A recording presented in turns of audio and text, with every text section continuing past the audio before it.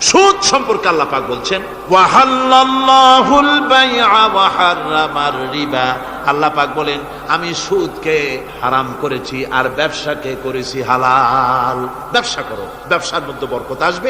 সুদ নিও না, সুদ দিও না। আজকে সুদের প্রচলন চলছে। আল্লাহর আইন না থাকার কারণে এমন একটা জঘন্য ধরনের অপরাধ আমার জাতি করছে। সুদের মতো নিকৃষ্ট পাপের সাথে গোটা জাতি জড়ায় গেছে। ঠিক কিনা কর? সুদ খাওয়া এবং দেওয়া কি? জোরে বলেন কি? এই সুদের মধ্যে রয়েছে 70টি গুনাহ। তার ছোট্ট গুনাহ হলো নিজের মাকে নেকাহ করা। জোরে কর নাউযুবিল্লাহ। এই মারাত্মক গুনাহ গোটা জাতি জড়িয়ে আছে। এই জন্যে আলহামদুলিল্লাহ আল্লাহ শুকর আদায় করি যে এখন বাংলাদেশে ইসলামী ব্যাংক চালু হয়েছে। সুদমুক্ত ইসলামী ব্যাংকিং বাংলাদেশে চালু হয়েছে। কোন আলহামদুলিল্লাহ। এতদিন সুদী ব্যাংকে লেনদেন করেছেন, তার না হয় একটা জবাব দিতে পারবেন কিয়ামতের দিন যে আল্লাহ সুদমুক্ত ব্যাংক ছিল না, করবোটা কি? এই টাকা পয়সা নিয়ে বিপদে পড়ে গেছিলাম, চোরে নেবে, ডাকাতে নেবে, জীবন যাবে, তাই সুদী ব্যাংকে পয়সা রাখছিলাম। হয়তো একটা জবাব খোড়া অজুহাত খাড়া করতে হয়তো বা পারবেন। কিন্তু সুদমুক্ত ব্যাংক চালু হওয়ার পর সুদী ব্যাংকের সাথে যারা লেনদেন করছেন আর নামাজ রোজাও করছেন, কি জবাব দেবেন কোন কিয়ামতে? নামাজে রক্ত হয়ে গেছে, উজুর পানি নাই, কি করবেন? নামাজ ছেড়ে দেবেন? কি করবেন? তায়াম্মুম করবেন। তায়াম্মুম করে নামাজের মুসাল্লায় দাঁড়িয়ে গেছেন, এমন সময় উজুর পানির খবর এসে গেছে, কি হবে? তায়াম্মুম থাকবে না, ছুটে যাবে। ইসলামী ব্যাংক ছিল না বলে সুদী ব্যাংকগুলিকে তায়াম্মুমের মতো ব্যবহার করেছেন। কিন্তু ইসলামী ব্যাংক এসে গেছে, উজুর পানি এসে গেছে। এখন যদি সুদী ব্যাংকের সঙ্গে লেনদেন চালু রাখেন, মনে রাখবেন অবশ্যই কিয়ামতের দিন আল্লাহর দরবারে আসামির কাঠ গড়ায় দাঁড়াতে হবে। সুদের টাকা দিয়া গার্মেন্টস ফ্যাক্টরি করা হচ্ছে। উদ্বোধনের দিনে মৌলভী সাহেব, তাও পাওয়া যায়, অসুবিধা হয় না। মিলাদের দাওয়াত হয়েছে, কোনটাকে দিয়ে বানাইছে তা জানার দরকার কি? কিছু পয়সা তো হবে। মিলাদ পড়তে গেলেন, কোরআন তেলাওয়াত করলেন, দোয়া করলেন, বরকতের জন্য দোয়া করলেন। কোন জায়গায় বসে তেলাওয়াত করলেন আপনি? কার নামে দরুদ পড়লেন? কোন জায়গায় পড়লেন যে সুদের টাকা দিয়ে ঘরটা তৈরি হলো, আল্লাহর সাথে বাগাওয়াত করা হলো? আবার সেখানে সাইনবোর্ড লাগায় হাযা মিন ফাদলি রাব্বি, এটা আমার প্রভুর অনুগ্রহ। নাউযুবিল্লাহ। প্রভুর অনুগ্রহ সুদের টাকা দিয়ে ঘর বানানো। কবি বলছেন ये इमारत बनी है सूद से आए मेरे मुरब्बी, ये इमारत बनी है सूद से आए मेरे मुरब्बी, और उस पे लिखा है हाज़ा मिन फضل रब्बी। এই বিল্ডিং তৈরি হয়েছে সুদের টাকা দিয়ে। আর কি ভাগ্যের বিড়ম্বনা, কি পরিহাস! সেই সুদের টাকার বিল্ডিং এর উপরে লেখা হচ্ছে হাযা মিন ফضل রব্বি, এটা আমার আল্লাহর অনুগ্রহ। নাউযুবিল্লাহি মিন যালিক। কোরআন তেলাওয়াত করে উদ্বোধন করা হচ্ছে, দরুদ পড়ে উদ্বোধন করা হচ্ছে না, আল্লাহর সাথে বাগাওয়াত করা হচ্ছে। সুতরাং আল্লাহ পাক বলছেন আমি সুদকে হারাম করেছি, ব্যবসাকে করেছি হালাল। এই সুদ থেকে যদি না ফেরো, ফাইন লাম তাফআলু ফাযানু বিহারবিন মিনাল্লাহি ওয়া রাসূলি। আল্লাহ রাব্বুল আলামিন বলেন যদি এই সুদ থেকে না ফেরো, যদি এই সুদ থেকে বিরত না থাকো, তাহলে আমি আল্লাহ এমন আমার রাসূলের পক্ষ থেকে যুদ্ধের ঘোষণা রইল। পারবেন? আল্লাহ রাসূলের সাথে যুদ্ধ করতে পারবেন? নাউযুবিল্লাহি মিন যালিক। কি মানুষের পক্ষে সম্ভব? সুদ সম্পর্কে আল্লাহ ঘোষণা করলেন কোরআনে কারীমের মধ্যে। এবার ধনী এবং গরীব সম্পর্কে, ধনী আর গরীবের ভিতরে সম্পর্কটা কেমন হবে আল্লাহ পাক কোরআনে কারীমের মধ্যে বলে দিলেন ওয়াফি আমওয়ালিহিম হাক্কুল লিসাইলি ওয়াল মাহরুম। আল্লাহ রাব্বুল আলামিন বলছেন ও ধনীরা, তোমাদের সম্পদের ভেতরে গরীবদের অধিকার আছে, সে অধিকার আদায় করে দাও। একথা বলা হলো না গরীবরা তোমাদের করুণার পাত্র, দয়া করে তাদের কিছু দাও, একথা আল্লাহ বলেন নাই। বললেন ধনীরা শুনে রাখো, তোমাদের সম্পদে গরীবদের অধিকার আছে, অধিকার তাদের ফিরিয়ে দাও। এরপরে আল্লাহ পাক বললেন কাইলা ইয়াকুনা দুলাতাম বাইনাল আগনিয়াই মিনকুম, তোমাদের সম্পদগুলি যেন তোমাদের ধনশালী লোকদের হাতে যেন পুঞ্জীভূত না হয়ে যায়। দেশের সমস্ত সম্পদ গুটি কতক লোকের হাতে যেন পুঞ্জীভূত না হয়, বরং তার যাকাত, ফিতরা, সাদকা, এককালীন দান ইত্যাদির মাধ্যমে জনগণের কাছে যেন তা পৌঁছে যায়, এক জায়গায় যেন পুঞ্জীভূত হয়ে না থাকে। এভাবে করে আল্লাহ পাক মানুষের জীবনের সাথে সম্পৃক্ত কথাগুলি বলছেন। হযরতে মূসাকে ডেকে বললেন, মূসা রে, ভয় পাওয়ার কোনো কারণ নাই। প্রতিষ্ঠিত একটি সরকারের বিরুদ্ধে তোমাকে নামায় দিয়া ময়দানে তোমাকে আমি একা ছেড়ে দেই নাই। আমি আল্লাহ রাব্বুল আলামিন তোমার সাথে আছি। হাতের লাঠি ছেড়ে দাও। মুসা আলাইহিস সালাম লাঠি ছেড়ে দিলেন, লাঠি সাপ হয়ে গেল। হা করলো, জাদুকরদের তৈরি করা সমস্ত বাঘ, সিংহ, সাপ মুসা আলাইহিস সালামের লাঠি মার্কা সাপের পেটের মধ্যে গিয়া ঢুকলো। এটা ছিল মুসা আলাইহিস সালামের মুজিজা। হযরত দাউদ আলাইহিস সালামের মুজিজা ছিল, আল্লাহ রাব্বুল আলামিন তাকে মুজিজা দিয়েছিলেন, গলার সুন্দর আওয়াজ দিয়েছিলেন।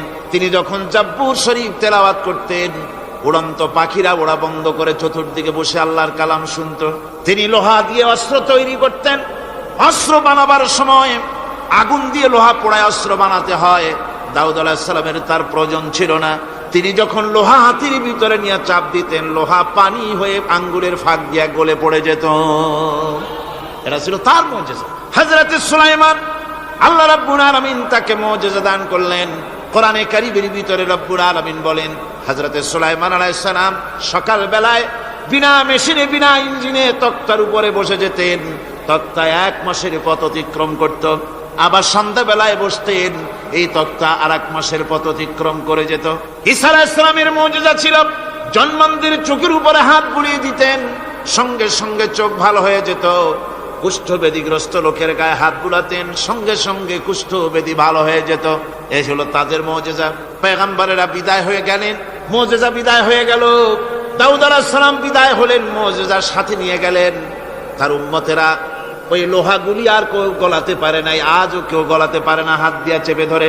সুলাইমান আলাইহিস সালাম দুনিয়া থেকে বিদায় হয়ে গেছেন, মুজিজা নিয়ে কবরে চলে গেছেন।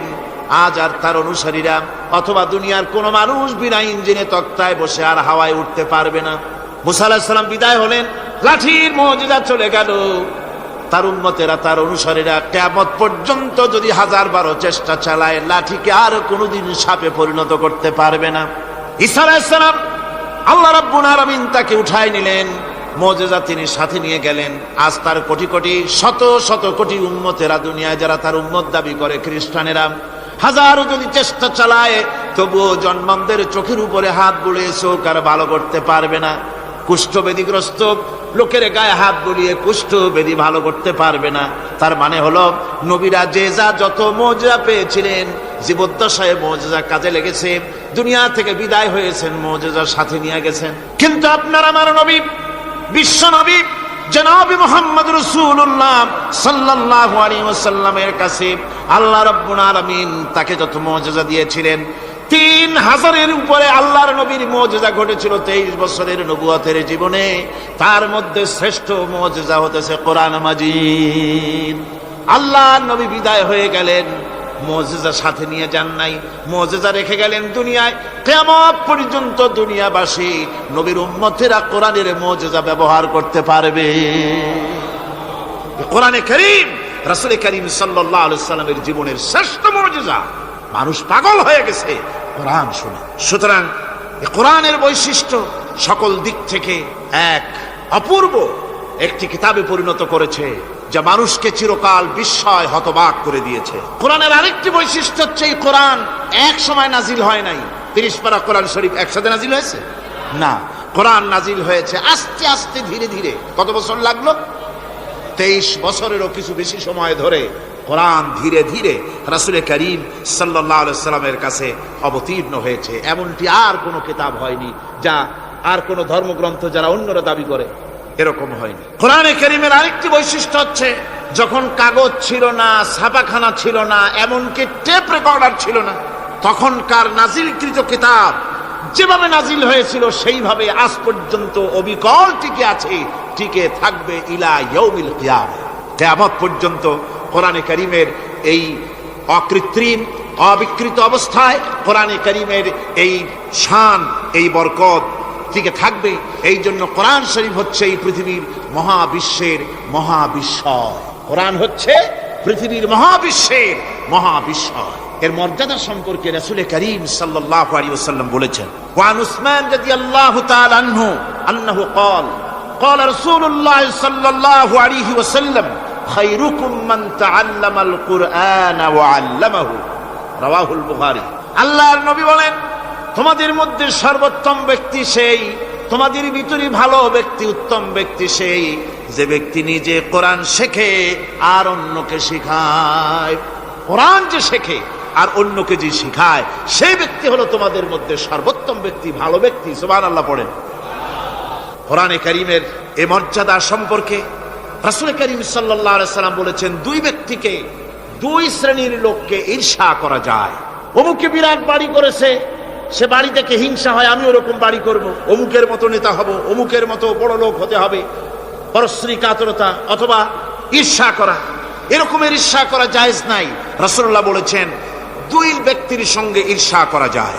আন ইবনে ওমর রাদিয়াল্লাহু তাআলা আনহু আন্নাহু قال قال رسول الله صلى الله عليه وسلم لا حسد الا على الاثنين। দুই ব্যক্তি ছাড়া অন্য কারো সাথে হিংসা করা যায় না, রিস্ক করা যায় না। কোন কোন ব্যক্তি? রাজুলুন আতাহুল্লাহুল কুরআন ফাহুয়া ইয়াকুমু বিহি আনা আল-লাইলি ওয়া আনা আন-নাহার। ওই ব্যক্তির সঙ্গে ঈর্ষা করা যায়, হিংসা করা যায় যে ব্যক্তিকে আল্লাহ পাক কোরআনের ইলম দান করেছেন, সে ব্যক্তি দিন রাত কোরআন তেলাওয়াত করে, কোরআনের উপরে আমল করে, কোরআনের উপরে থাকে, মানুষকে কোরআনের দাওয়াত দেয়। ওই লোকের সাথে ঈর্ষা করা দরকার যে তার মতো হতে চায়। ওয়ারাজুলুন আতাহুল্লাহু মালান ফাহুয়া ইউনফিকু মিনহু আনা আল-লাইলি ওয়া আনা আন-নাহার। মুত্তাফাকুন আলাইহি, বুখারী মুসলিমের হাদিস। রাসূলুল্লাহ বলছেন অন্য আরেক ব্যক্তি হচ্ছে যে ব্যক্তিকে আল্লাহ পাক মাল দিয়েছেন, সম্পদ দিয়েছেন, ওই ব্যক্তি তার মাল আর সম্পদকে দিন রাত দুহাতে আল্লাহর রাস্তায় খরচ করে। তার মতো হওয়ার জন্য তার সাথে ঈর্ষা করা যেতে পারে। আমার বন্ধুগণ, এই কোরআন হচ্ছে এমন এক কিতাব যে কোরআনকে নিয়ে যারা অগ্রসর হয় আল্লাহ তাদেরকে বাড়ায় দেন, আর কোরআনের সাথে যারা হিংসা করে, বিদ্বেষ করে, আল্লাহ তাদেরকে অধঃপাতিত করে দেন। আন ওমর ইবনুল খাত্তাব রাদিয়াল্লাহু তাআলা আনহু আন্নাহু قال قال رسول الله صلى الله عليه وسلم ان الله يرفع بهذا الكتاب اقواما ويضع به آخرين রাওয়াহু মুসলিম। হযরত ওমর রাদিয়াল্লাহু তাআলা আনহু বলছেন যে আল্লাহ পাক এই কোরআনের সাহায্যে এক শ্রেণীর লোককে প্রতিষ্ঠিত করবেন দুনিয়ার বুকে, এবং আখিরাতেও আর এক শ্রেণীর লোককে করবেন অধঃপাতিত। যারা কোরআনের সাথে বিরোধিতা করবে, তারা যদি হিরো হয় আল্লাহ তাদেরকে জিরো বানাবেন। কি বানাবেন? জোরে কন, জোরে কন, কি বানাবেন? জিরো বানিয়ে দিবেন। আর কোরআনকে নিয়ে যারা আগ বাড়ে, তারা যদি জিরো হয় আল্লাহ পাক তাদেরকে কি বানায় দেন?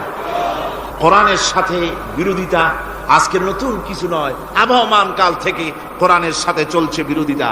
বিশ্বকবি, কবি সম্রাট আল্লামা ইকবাল, আল্লাহ তাকে জান্নাতুল ফেরদাউস নসিব করুন, সবাই বলুন আমিন। আল্লামা ইকবাল বলেছেন, সতীজা কর রহা হ্যায় আসল সে তাইম রোজ, সতীজা কর রহা হ্যায় আসল সে তাইম রোজ, চরাগে মুস্তাফা বি সে শরারে বুলহবিস। মুহাম্মদ সাল্লাল্লাহু আলাইহি ওয়াসাল্লামের দীপ শিখার সাথে, আল্লাহর দ্বীনের সাথে আবু জাহাল, আবু লাহাবের অগ্নিস্ফুলিঙ্গের সংঘর্ষ আবহমান কাল থেকে লেগে এসেছে। কিন্তু ওদের এই অগ্নিস্ফুলিঙ্গের টক্কর লেগে মুহাম্মদ সাল্লাল্লাহু আলাইহি ওয়াসাল্লামের টিম টিম করে জ্বলে ওঠা এই প্রদীপটি প্রচন্ড ঝড়ো হাওয়ার মুখে, টর্নেডো আর গর্কির মুখে নিভে যায়নি, জ্বলছে, জ্বলবে কিয়ামত পর্যন্ত। এটাকে নিভাবার ক্ষমতা বিশ্বের কোনো মানুষের নাই। ফু দিয়ে কেউ যদি নিভাতে চায়, চেহারা শুদ্ধ, মাথা শুদ্ধ, পুড়ে ছাই হয়ে যাবে, কোরআনের আলোকে নির্বাপিত করতে পারবে না।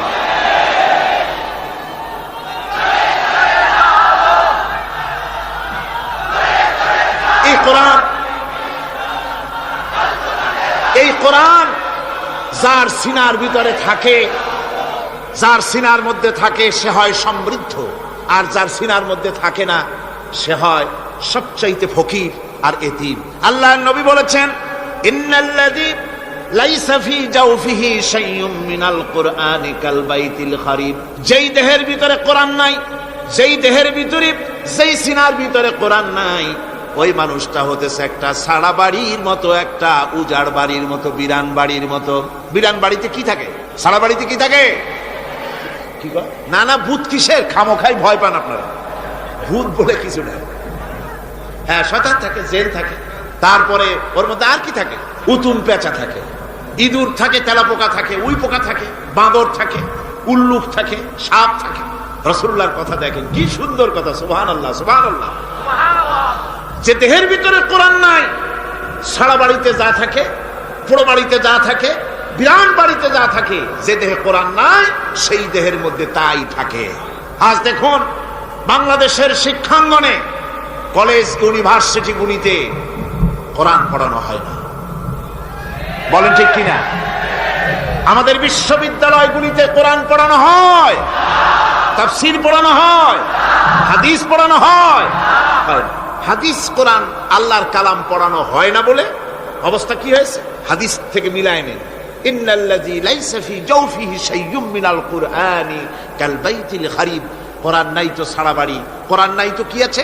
যে ঘরের মধ্যে মানুষ নাই, উল্লুক থাকে, ভাল্লুক থাকে, শয়তান থাকে, তেলাপোকা থাকে, সারপোকা থাকে, হিংস্র প্রাণী ভরপুর থাকে। যে শিক্ষা প্রতিষ্ঠানে কোরআন পড়ানো হয় না, সেখানেও সন্ত্রাসীরা বাস করতে পারে, ভালো মানুষ টিকতে পারে না।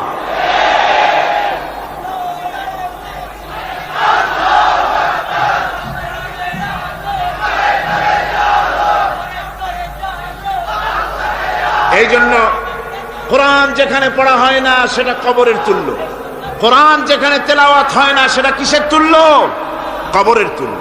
আল্লাহর নবী বলেছেন, আন আবি হুরায়রা রাদিয়াল্লাহু তাআলা আনহু আন্নাহু ক্বাল ক্বালা রাসূলুল্লাহ সাল্লাল্লাহু আলাইহি ওয়াসাল্লাম লা তাজআলু বুয়ুতাকুম মাকাবির, রাওয়াহু মুসলিম।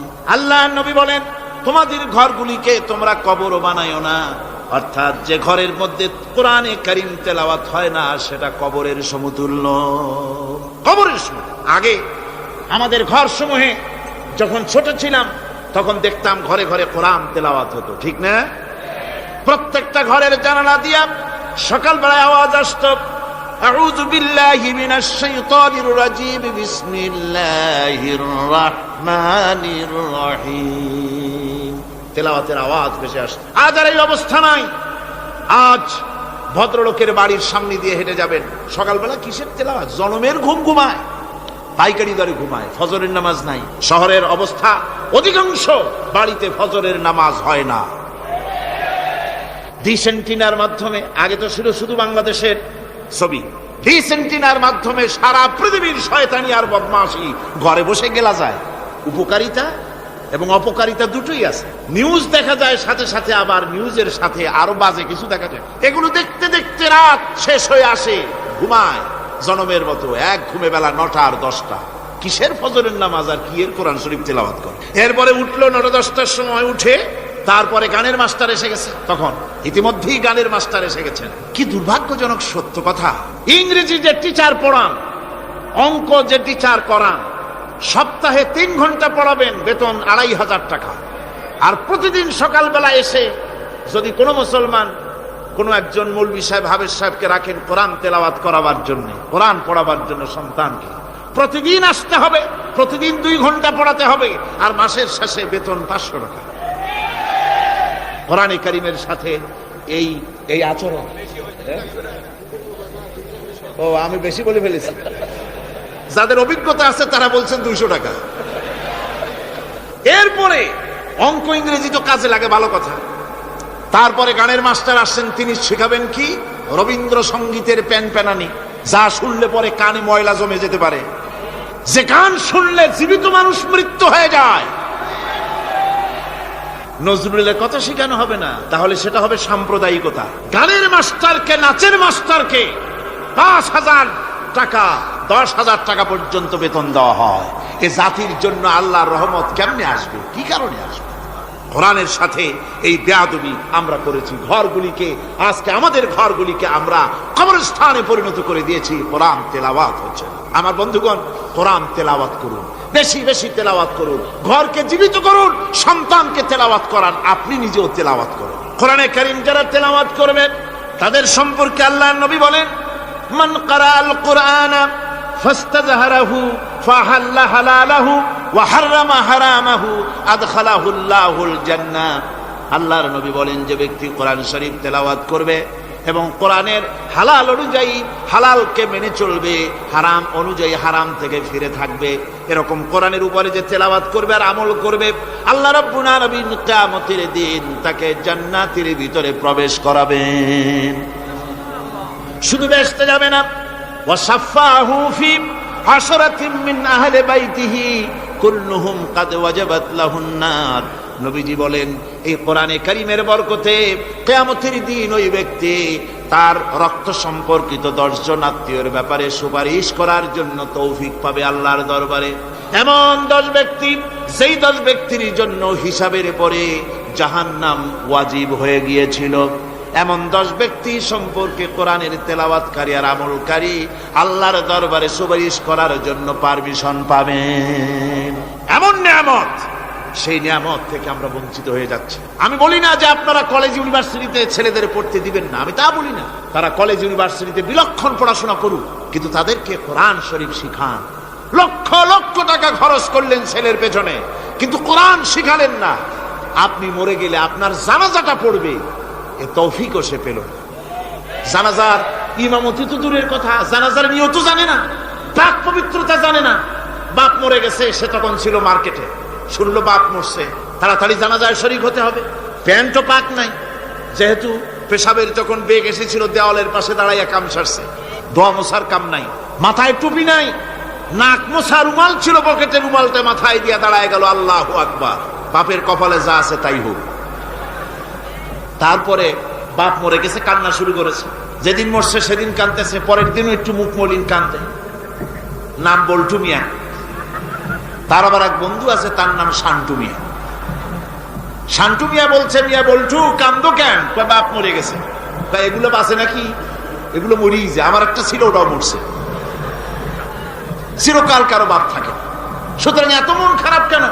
আসো, ইন্ডিয়া থেকে ভালো একটা বই আসছে, সেটা দেখে এত আনন্দ পাবে। বাপ তো বাপ, 14 গোষ্ঠী মরলেও মনের দুঃখ মুছে যাবে। এরপরে বাড়ি এনে তাকে সিনেমার ছবি দেখানো হলো। ছবি সে দেখলো, ফেরার সময় বাপের কবরের কাছ থেকে যাওয়ার সময় দাঁড়িয়ে গেল ক্ষণিকের জন্য। আহারে বাপ, বিদায় হয়ে গেল, কি দেব তোমার? কিছু তো নাই আমার কাছে, তাই সারা রাত ধরে যা কিছু দেখলাম এগুলি তোমার আমল নামায় দিয়ে গেলাম। জোরে কর নাউযুবিল্লাহ। আমি সমস্ত পিতাদেরকে বলতে চাই, সন্তানদেরকে কোরআন শিখান, কাজে লাগবে।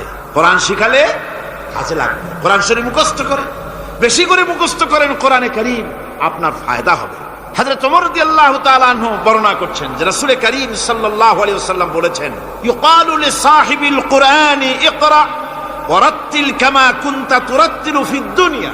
কিয়ামতের দিন জান্নাতীদেরকে, বেহেশতীদেরকে আল্লাহ রাব্বুল আলামিন বলবেন, কোরআন শরীফ তেলাওয়াত করো আর উপরের দিকে উঠতে থাকো। কোরআনে যেভাবে দুনিয়ার বুকে কোরআনে কারীম তুমি মুখস্থ করেছিলে, ধীরে ধীরে তেলাওয়াত করতে, ওইভাবে ধীরে ধীরে কোরআন তেলাওয়াত করো আর উপরের দিকে উঠতে থাকো। আল্লাহ পাক বলতে থাকবেন, উপরের দিকে ওঠো, তেলাওয়াত করো আর ওঠো। উঠতে উঠতে যেই জায়গা গিয়ে তোমার তেলাওয়াত শেষ হয়ে যাবে, জান্নাতের ওই জায়গাটা তোমার জন্য বরাদ্দ হবে। আবু দাউদ শরীফের হাদিস। জান্নাতের ওই জায়গাটা তোমার জন্য বরাদ্দ হবে। এখন যাদের শুধু সূরা ইখলাস আর সূরা কাউসার মুখস্থ, তারা তো 2 পা আগাই বসে যাবে, উঠতে পারবেন না। বেশি বেশি মুখস্থ করেন, হাফেজে কোরআন হন অথবা হাফেজের মতো হন। বেশি বেশি মুখস্থ করেন সূরা ইয়াসিন, সূরা দুখান, সূরা আর রহমান, সূরা ওয়াকিয়া, সূরা মুজাম্মিল, এই সমস্ত সূরা, বেশি সূরা আল আরাফ, সূরা কাহাফ, সূরা মারিয়াম ইত্যাদি মুখস্থ করেন। কিয়ামতের দিন কাজে লাগবে। জান্নাতের অত উঁচায় উঠতে পারবেন। হাফেজ যে কোন জায়গায় যাবে, সুবহানাল্লাহি ওয়া বিহামদিহি, 30 পারা কোরআন যার সিনার ভিতরে, জান্নাতের কোন জায়গাটা আল্লাহ তাকে বরাদ্দ করবেন। সুবহানাল্লাহ, সুবহানাল্লাহ। কোরআনে কারীমকে মুখস্থ করুন, বেশি করে মুখস্থ করুন। কোরআনে কারীমকে বেশি করে তেলাওয়াত করুন। এই কোরআনে কারীমকে যারা বেশি করে তেলাওয়াত করবে, তেলাওয়াত করতে গিয়ে যারা আল্লাহর কাছে কিছু চাওয়ার সময় পাবে না, তাদের সম্পর্কে রাসূল কারীম সাল্লাল্লাহু আলাইহি ওয়াসাল্লাম বলেছেন, হাদিসে কুদসি, হাদিসে কুদসি রাসূল কারীম সাল্লাল্লাহু আলাইহি ওয়াসাল্লাম বলেছেন, ইয়াকুলু রাব তাবারাক ওয়া তাআলা মান শাগালাহুল কুরআন আন যিকরি মাসআলাতি আতাইতুহু আফজালা মা উতিয়া সাইলি। আল্লাহর নবী বলেন, আমার আল্লাহ পাক বলেছেন, কোরআন তেলাওয়াত করতে গিয়ে যারা ব্যস্ত থাকে, কোরআন তেলাওয়াত করতে করতে যারা আমার কাছে হাত পেতে কিছু চাওয়ার সময় পায় না, যারা আমার কাছে হাত পেতে কিছু চায়, তাদের থেকে তেলাওয়াতকারীদেরকে আমি রব্বুল আলামিন বেশি করে দেই। জোরে বলেন সুবহানাল্লাহ। কোরআন তেলাওয়াত করতে করতে যারা আল্লাহর কাছে হাত পেতে চাওয়ার সময় পায় না, আল্লাহ পাক বলেন যারা চায় তাদের থেকে তেলাওয়াতকারীকে আমি বেশি দেই। আমার বন্ধুগণ, শুধু তাই নয়, এ কোরআনে কারীম যারা তেলাওয়াত করবি, আমল করবি, কিয়ামতের দিন তার মা বাপের মাথার উপরে আল্লাহ রাব্বুল আলামিন, আবু দাউদ শরীফের হাদিসে এসেছে, তার মা বাপের মাথার উপরে নূরের টুপি পরিধান করানো হবে। এমন নূরের টুপি, এমন নূরের তাজ পরানো হবে, চন্দ্র সূর্যের আলোকে ম্লান করে দেবে। হাসরবাসীরা প্রশ্ন করবেন, এ লোকটি কে? কোনো ফেরেশতা নাকি? বলে না। কোনো নবী নাকি? বলে না। তবে কি ইনি কে? জবাব হবে, ইনি হচ্ছেন সেই ব্যক্তি যিনি তার সন্তানদেরকে কোরআন শিখিয়েছিলেন। কোরআন শিখানোর কারণে আল্লাহ রাব্বুল আলামিন আজ তার মা বাপের মাথার উপরে নূরের টুপি পরিধান করে হাসরের ভিতরে মর্যাদা দিলেন। কিয়ামতের দিন দুনিয়া মর্যাদা পাওয়া যাবে, আখিরাতেও মর্যাদা পাওয়া যাবে যদি কোরআনে কারীমকে তেলাওয়াত করা যায়, আমল করা যায়, বোঝা যায়, তাহলে এই সমস্ত নিয়ামত আল্লাহ পাক দান করবেন। সুতরাং এই এত বড় নিয়ামত থেকে আমরা যেন কেউ বঞ্চিত হয়ে না যায়। কোরআন হচ্ছে এমন এক কিতাব যার তাফসীর লেখা হয় নাই। পৃথিবীতে এমন কোনো ভাষা নাই, পৃথিবীর উল্লেখযোগ্য সবগুলি ভাষায় কোরআনে কারীমের তাফসীর লেখা হয়েছে, কিন্তু কোন মুফাসসির আজ পর্যন্ত কথা বলেন নাই যে আমি যে তাফসীর লিখছি এর চাইতে ভালো তাফসীর আর কেউ লিখতে পারেও না আর পারবেও না, এটা শেষ, আর তাফসীর লেখা লাগবে না। একথা কেউ বলতে পেরেছে? জোরে বলেন, পেরেছে? পারে নাই। তার কারণ কি? আল্লাহ রাব্বুল আলামিন বলেন, কুল লাউ কানাল বাহরু মিদাদান লিকালিমাতি রাব্বি লানাফিদাল বাহরু ক্বাবলা আন তানফাদা কালিমাতু রাব্বি ওয়ালাউ জিনা বিমিসলিহি মাদাদা। আল্লাহ পাক বলেন, নবী আপনি বলুন, আমার রবের কথাগুলি লেখার জন্য যদি সমুদ্রের পানিগুলি, সমুদ্রের সমস্ত পানিগুলি যদি কালিতে পরিণত হয়ে যায়, আর আমার রবের কথাগুলি যদি লেখা শুরু হয়ে যায়, আমার রবের কথাগুলি লেখার পূর্বে সমস্ত সমুদ্রের পানিগুলি শেষ হয়ে যাবে। তারপরে যদি আবার সমুদ্র ভরে দেওয়া হয়, আরো যদি লেখা হয়, তবুও আমার রবের কথা লেখা শেষ হবে না। আল্লাহ রাব্বুল আলামিন বলেন, ওয়ালাউ আন্নামা ফিল আরদি মিন শাজারাতিন আকলামু ওয়াল বাহরু ইয়ামুদ্দুহু মিন বা'দিহি সাবআতু আবহুরিন মা নাফিদাত কালিমাতুল্লাহ। আল্লাহ রাব্বুল আলামিন বলেন, মা নাফিদাত কালিমাতুল্লাহ। আল্লাহ পাক বলেন, 7টা সমুদ্রের পানি যদি একত্রিত করা হয়, 7টা সমুদ্রের পানি যদি এক জায়গায় করা হয়, এই পানিগুলি যদি কালিতে পরিণত হয়ে যায়, আর পৃথিবীর সমস্ত গাছগুলি যদি কলমে পরিণত হয়ে যায়, ওই গাছগুলি দিয়ে যদি ওই পানি রূপ কালি দিয়ে আমার প্রভুর কথা, আল্লাহ রাব্বুল আলামিনের কোরআনের কথা যদি লেখা শুরু হয়ে যায়, লিখতে লিখতে সমস্ত পানিগুলি, গাছগুলি শেষ হয়ে যাবে, আল্লাহ পাকের কালামের ব্যাখ্যা লেখা শেষ হবে না।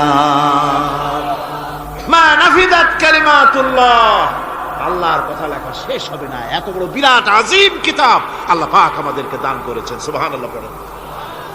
এই কিতাবের এত বড় গুরুভার আল্লাহ রাব্বুল আলামিন বলেছেন, লাউ আনজালনা হাযাল কুরআনা আলা জাবালিন লারাআইতাহু খাশিআন মুতাসাদ্দিআন মিন খাশিয়াতিল্লাহ। আমি যদি এই কোরআনকে পর্বতের উপরে নাজিল করতাম, তাহলে তুমি দেখতে পেতে আমার ভয় ভীত সন্ত্রস্ত হয়ে পাহাড়গুলো চূর্ণ বিচূর্ণ হয়ে যেত। এত বড় আযীম কিতাব আমি তোমাদেরকে দান করেছি, যার গুরুভার বহন করতে কেউ রাজি হয়নি, পাহাড় পর্বত কেউ রাজি হয়নি, মানুষ রাজি হয়েছে। এই মানুষের উপরে আমি এটা অবতীর্ণ করেছি, গোটা বিশ্ববাসীর সামনে এই কিতাব আমি দিয়েছি তোমাদেরকে, এর দ্বারা হেদায়েত তোমরা গ্রহণ করবে। কিয়ামতের দিন আল্লাহর এই বিরাট নিয়ামত আমাদেরকে দান করলেন, আমরা এই নিয়ামতের নাশকর করেছি, অর্থাৎ এই কোরআনকে আমরা ব্যবহার করেছি সঠিকভাবে করি নাই, বেঠিকভাবে করেছি। প্রথম দিন, দ্বিতীয় দিন আমি বলেছি কোরআন শরীফকে শুধু তাবিজ তুমারের জন্য, শুধু সওয়াবের জন্য তেলাওয়াত করেছি। আসলে শুধু সওয়াবের জন্য তো আসেনি কোরআন। কোরআন বুঝতে হবে, আমল করতে হবে, তবে না শান্তি পাবো। আপনি যদি, কোরআন হচ্ছে মানুষের জীবন সমস্যার সমাধানের গ্রন্থ। ওষুধ খেলে রোগ ভালো হয়। ওষুধ খেলে কি হয়? কেউ যদি সকাল বেলায় তসবিহ হাতে নিয়ে 500 বার পড়ে ওষুধ ওষুধ ওষুধ, 500 বার পড়লে রোগ কি ভালো হবে? বরং রোগ আরো বাড়তে পারে চিল্লেতে চিল্লেতে। শীতের জন্য লেপ গায়ে গায়ে না দিয়া কেউ যদি চিল্লাইতে থাকে, জিকির করে লেপ্ত শোক, লেপ্ত শোক, লেপ্ত শোক, শীত কি বন্ধ হবে নাকি? পানির পিপাসায় ছটফট করে মানুষ যদি চিল্লায় পানি পানি পানি পানি পানি, পানির পিপাসা আরো বাড়বে। তাহলে কি বোঝা গেল? পিপাসা লাগলে পানি পান করতে হবে, শীত লাগলে কম্বলটা গায়ে দিতে হবে, রোগ হলে ওষুধটা খেতে হবে, তাহলে সব সমস্যার সমাধান হবে। অনুরূপ ভাবে আমরা শুধু কোরআনে কারীমকে তেলাওয়াত করি সবের নিয়তে, তার হুকুমগুলি জীবনের উপরে আমল করি না বলে আজকের জীবন আমাদের বিপর্যস্ত হয়েছে। ব্যক্তিতে, পরিবারে, রাষ্ট্রে শান্তি নাই, কোথাও শান্তি নাই এই কারণে। আর কিয়ামতের দিন রাসূল আসামি করবেন তাদেরকে যারা কোরআন অমান্য করেছে। রাসূল হবেন বাদী। বাদী হবেন কে? যারা বলেন কে বাদী হবেন? রাসূল। আসামি হবে কারা? যারা কোরআন ছেড়ে দিয়েছে। আল্লাহ রাব্বুল আলামিন বলেন وقال الرسول يا رب إن قومي اتخذوا هذا القرآن مهجورا। কিয়ামতের দিন রাসূল আল্লাহর দরবারে ফরিয়াদ করবেন, আয় আমার রব, আয় আমার আল্লাহ তাআলা, এই সমস্ত লোকগুলি তোমার কালামকে, তোমার কোরআনকে অপ্রয়োজনীয় জিনিস বলে তারা পরিত্যাগ করেছিল। কোরআনকে অপ্রয়োজনীয় মনে করেছে, কোরআনের সাথে ঠাট্টা করেছে, বিদ্রুপ করেছে, কোরআন শিক্ষা ভিক্ষার ঝুলি, শেখার বুলি মনে করেছে, কোরআনের কোনো মূল্য দেয় নাই, কোরআনের কোনো দাম দেয়নি, কোরআনের সাথে ঠাট্টা করেছে, কোরআনের আইনের সাথে ঠাট্টা করেছে, বিদ্রুপ করেছে। আমাদের দেশে শিক্ষাবিদ, চিন্তাবিদ, বুদ্ধিজীবী নাম ধরনের নামধারী এক শ্রেণীর লোকেরা কোরআনের সাথে সরাসরি বেয়াদবি করেছে। আহমদ শরীফ বলেছে পরকাল নাই, আল্লাহ বলছেন পরকাল আছে। আর আহমক, আহমদ তো না, ওটা কি? এই আহমক, সে বলেছে পরকাল নাই, বিবাহ মানি না, কবর আযাব মানি না, কিয়ামতের দিন বিচার হবে তাও মানি না, অস্বীকার করেছে। এটাকে নিয়ে ঠাট্টা করেছে। আহমদ শরীফ লিখেছেন নিজে যে আল্লাহ বলতে কেউ নাই, মানুষ তাকে চিন্তা করে সৃষ্টি করেছে, স্রষ্টা বলতে কেউ নাই। তারপরে আর একটা মেয়ে লোক, আমি ওটার নাম নিতে ঘৃণা বোধ করি, এটি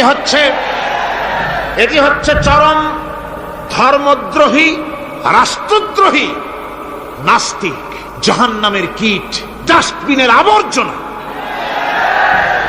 এই মেয়ে লোকটি বলেছে, তার বইতে লিখেছে বেহেশত হচ্ছে এক অসভ্য উদ্যান।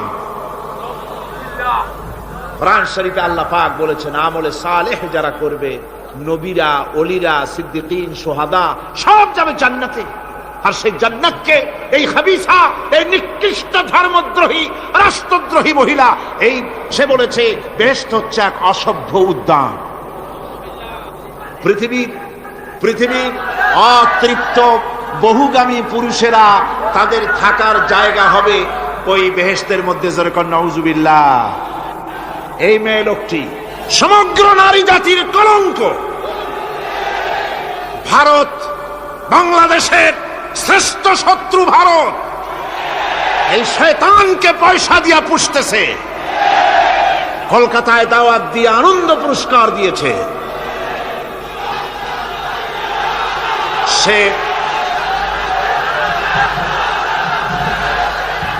তার বইয়ের মধ্যে, কত বড় নির্লজ্জই মেয়ে, বইয়ের মধ্যে লিখছে, বাসে বসে আমি যখন দেখি ছেলেরা পেশাব করার জন্য বাস থামলি বাসের থেকে নেমে দেওয়ালের পাশে গিয়ে প্যান্টের বোতাম খুলে পেশাব করে, আর মেয়েরা চুপ করে বসে থেকে পেশাবের যন্ত্রণা নিয়ে কষ্ট পায়, আমি আনন্দ পাবো সেই দিন যেদিন মেয়েরাও বাস থেকে নেমে দেওয়ালের পাশে দাঁড়িয়ে পেশাব করতে পারবে। এটা কি একটা মানুষ? অসভ্য জানোয়ার একে জন্ম দিয়েছে, আল্লাহই ভালো জানে। আমার বন্ধুগণ, তার অসভ্যতার শেষ নাই। কোরআন নিয়ে ঠাট্টা করেছে, বলেছে আমার মা রাতের বেলায় ঝুলে ঝুলে সূরা ইয়াসিন পড়ে, আমি চিন্তা করি যে কত বাজে কাম করতেছে সে। বলছে আল্লাহ পাক কোরআনের মধ্যে পুরুষকে বেহেশতের হুরিদের কাঁচা মাংসের লোভ দেখাইয়া, মদ খাওয়াবার লোভ দেখিয়ে তাদেরকে নামাজ রোজা করার জন্য বাধ্য করতেছে। বেহেশতে কি শরাব, বেহেশতে কি মদ পান করানো হবে? না, বেহেশতে মদ পান করানো হবে না। মদ তো নাপাক জিনিস। আল্লাহ পাক বলছেন বেহেশতে পান করানো হবে। ওয়াসাকাহুম রাব্বুহুম শারাবান তাহুরা। জান্নাতের ভিতরে আল্লাহ পাক শরাবে তাহুর পান করাবেন, যেটা নিজেও পাক এবং যে পান করবে সেও পবিত্র হয়ে যাবে। সুবহানাল্লাহ। সুতরাং এই কোরআন নিয়ে ঠাট্টা বিদ্রুপ যারা করেছে, কিয়ামতের দিন আল্লাহর দরবারে তাদেরকে উঠতে হবে, আজ হোক কাল হোক। আমি জানি না বাংলাদেশ সরকার ভারতের ভয়ের চোটে এই মেয়ে লোককে পুলিশ প্রহারা দিয়া পুষতেছে নাকি আমার বুঝে আসে না। বাংলাদেশ সরকারের পররাষ্ট্র মন্ত্রণালয় রীতিমতো আসামির কাঠগড়ায় দাঁড়িয়ে বিবৃতি দিয়েছেন এবং তাকে পুলিশ প্রহরার ভিতরে রেখেছে। বাংলাদেশের দণ্ডবিধি অনুযায়ী ওর তো ফাঁসি হয়ে যাওয়া উচিত। কোরআনের বিরুদ্ধে কথা বলেছে, আল্লাহর কোরআন নিয়ে ঠাট্টা করেছে। আমার বন্ধুগণ, কিয়ামতের দিন যখন এরা উপস্থিত হবে আল্লাহর দরবারে, আল্লাহ রাব্বুল আলামিন কোরআনের সাথে যারা ঠাট্টা করেছে, বিদ্রুপ করেছে, কোরআনের আইনকে নিয়ে যারা ঠাট্টা বিদ্রুপ মজাক উড়াইছে, কিয়ামতের দিন তাদেরকে বলা হবে ওয়াকিলাল ইয়াউমা নানসাকুম কামা নাসিতুম লিকা ইয়াউমিকুম হাযা। কিয়ামতের দিন আল্লাহ রাব্বুল আলামিন কোরআনের ঠাট্টাকারী, কোরআনের বিদ্রুপকারী, কোরআনের আইনের অমান্যকারীদেরকে বলবেন আমি আজকে তোমাদের ভুলে গেলাম, যেমন করে তোমরা এই দিনে আমার সঙ্গে সাক্ষাৎকারের কথা ভুলে গিয়েছিলে। তোমরা যেমন আমার আজকের এই কিয়ামতের দিনের কথা যারা ভুলে গিয়েছিলে, আজকে আমিও তোমাদেরকে ভুলে গেলাম। এরপরে কি হবে? ওয়া মাওয়াকুমুন নার ওয়া মা লাকুম মিন নাসিরিন।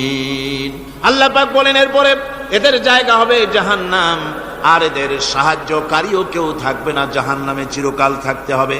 এটা এই জন্য যে তারা আল্লাহর কোরআনের সঙ্গে ঠাট্টা করেছে, বিদ্রুপ করেছে, কোরআনের আইন মানে নাই, কোরআনের আইনকে অমান্য করে চলেছে।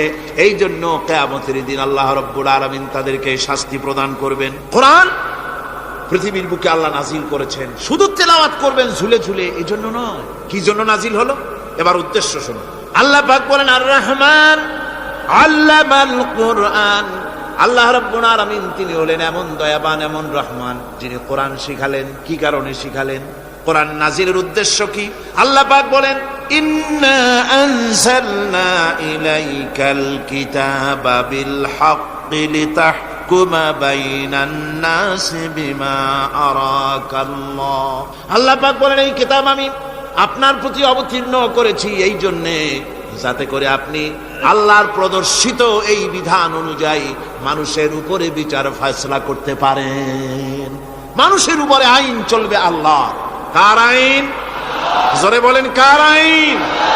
আলা লাহুল খালক ওয়াল আমর। সৃষ্টি যার, আইন চলবে কার? আল্লাহ পাক বলেন এই জন্য নাজিল করলাম, কোরআন নাজিল করেছি যাতে করে কোরআনের আইন দিয়ে বিচার ফয়সালা করতে পারেন, সেই জন্যই কোরআন নাজিল করলাম। আসলে আল্লাহ নবীর এই পৃথিবীতে আগমনের উদ্দেশ্য ওটাই ছিল। হুয়াল্লাযী আরসালা রাসূলাহু বিল হুদা ওয়া দীনিল হক লিইয়ুযহিরাহু আলাদ দীনি কুল্লিহি ওয়া কাফা বিল্লাহি শাহীদা। আল্লাহ রাব্বুল আলামিন বলেন আমি আমার রাসূলকে দ্বীনে হক, সত্যের বিধান সহকারে দুনিয়ায় প্রেরণ করেছি। লিইয়ুযহিরাহু আলাদ দীনি কুল্লিহি আয় লিইয়ুগলিবাহু আলা সাইরিল আদিয়ান। সমস্ত আদিয়ানে বাতিলের উপরে আমার দ্বীনকে বিজয়ী করে দেওয়ার জন্য আমি রাসূলের কাছে কিতাব সহকারে তাকে অবতীর্ণ করেছি। এ দায়িত্ব শুধু মুহাম্মদ সাল্লাল্লাহু আলাইহি ওয়াসাল্লামের ছিল না, দুনিয়ার উপরে আল্লাহর দ্বীন কায়েম করা, আল্লাহর বিধান অনুযায়ী মানুষের বিচার ফয়সালার দায়িত্ব শুধু মুহাম্মদ সাল্লাল্লাহু আলাইহি ওয়াসাল্লামের ছিল না, সমস্ত নবীদের ছিল। কাদের ছিল? সব নবীদের ছিল। ফাবাআসাল্লাহু আন-নাবিয়্যিনা মুবাশশিরিনা মুনযিরিন ওয়া আনজালা মা'আহুমুল কিতাবা বিল হাক্কি লিয়াহকুমা বাইনান নাস। আল্লাহ পাক বলেন সমস্ত নবীদের কাছে আমি কিতাব অবতীর্ণ করেছি এই জন্য যে তারা সহজ এবং সোজা পথে যারা চলতে চায় তাদেরকে তিনি সুসংবাদ দিবেন, আর বাঁকা পথে যারা চলবে তাদেরকে তিনি জাহান্নামের ভীতি প্রদর্শন করবেন। আর আমি তার উপরে যে কিতাব অবতীর্ণ করেছি, এই কিতাব দিয়ে জনগণের উপরে বিচার ফয়সলা করবে, আইন চলবে আল্লাহর কিতাব দিয়ে। আইন চলবে কি দিয়ে? আল্লাহর কিতাব দিয়ে। আল্লাহর কিতাব অনুযায়ী জনগণকে পরিচালিত করবেন। এই জন্য আমি এই কোরআনকে নাজিল করেছি, অতীতেও এই কিতাবগুলি নাজিল করেছি।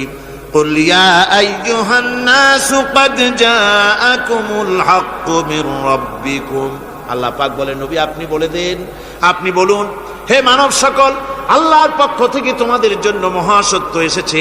এই মহাসত্য যদি অনুসরণ করো তোমাদের জন্য কল্যাণকর হবে। ওমান দাল্লা ফাইন্নামা ইয়াদুল্লু আলাইহা।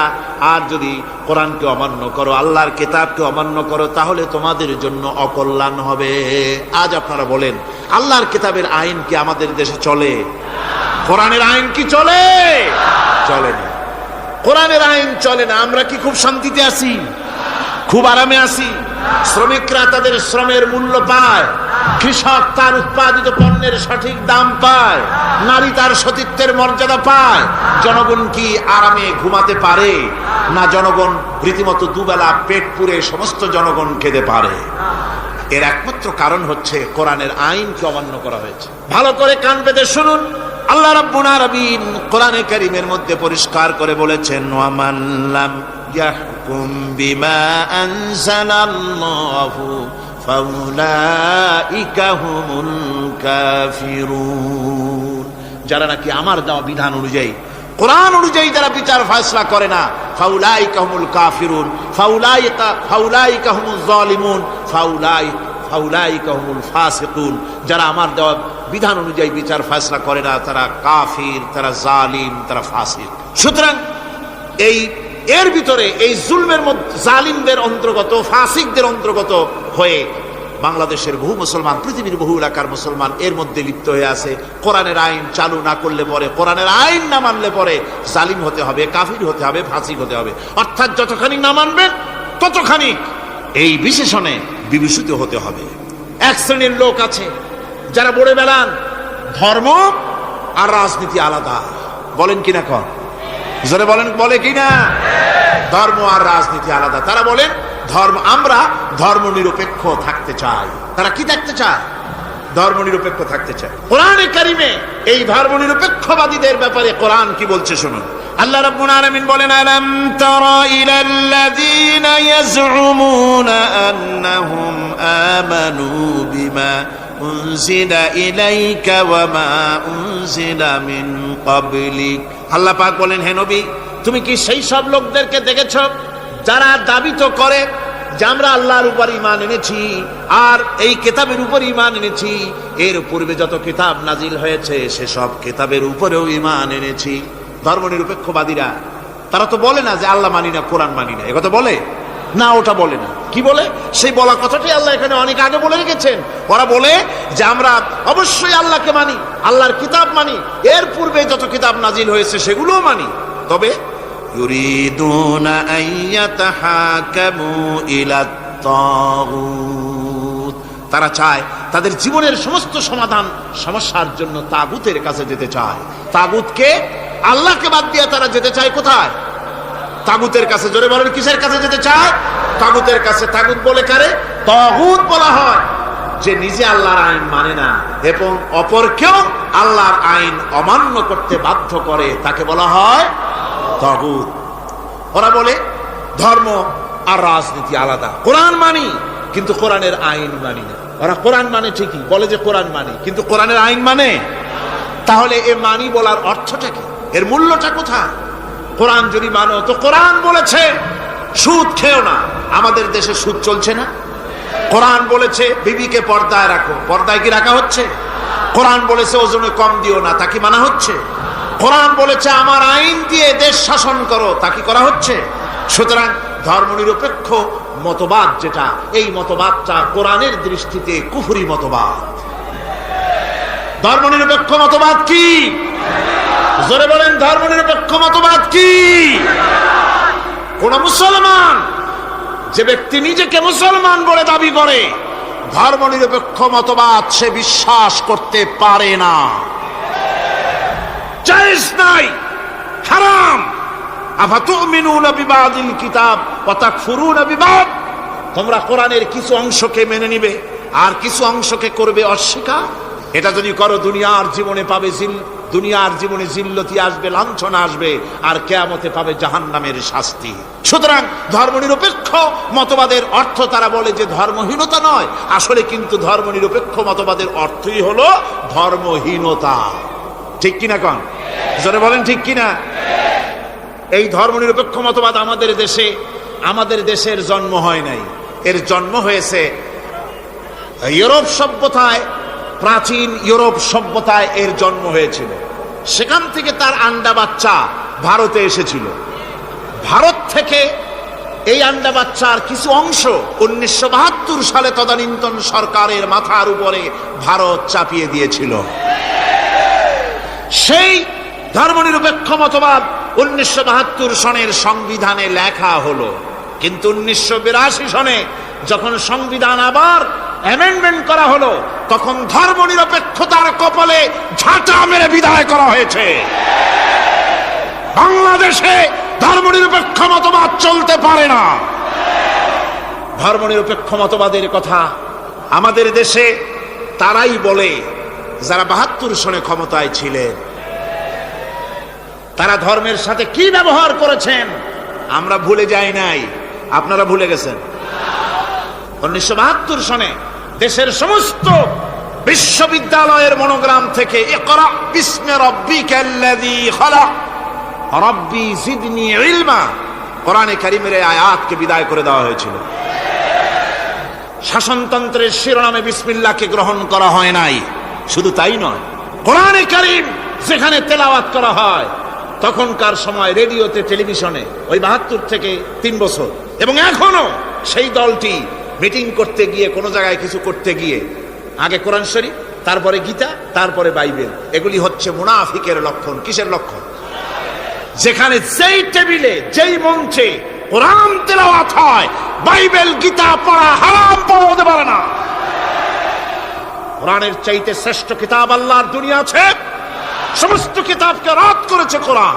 হযরত ওমর রাদিয়াল্লাহু তাআলা রাসূল করিম সাল্লাল্লাহু আলাইহি ওয়াসাল্লামের কাছে গিয়ে তাওরাতের একটা পাতা পড়তেছি। হযরত আবু বকর রাদিয়াল্লাহু তাআলা সেখানে চলে এলেন, এসে দেখেন রাসূল করিম সাল্লাল্লাহু আলাইহি ওয়াসাল্লামের চেহারা মোবারক লাল হয়ে গিয়েছে গুসায়। হযরত আবু বকর বললেন, ওমর তুই যদি এর থেকে মরে যেতিস, তুই যদি এর থেকে মরে যেতিস, তুই যদি এর থেকে মরে যেতিস।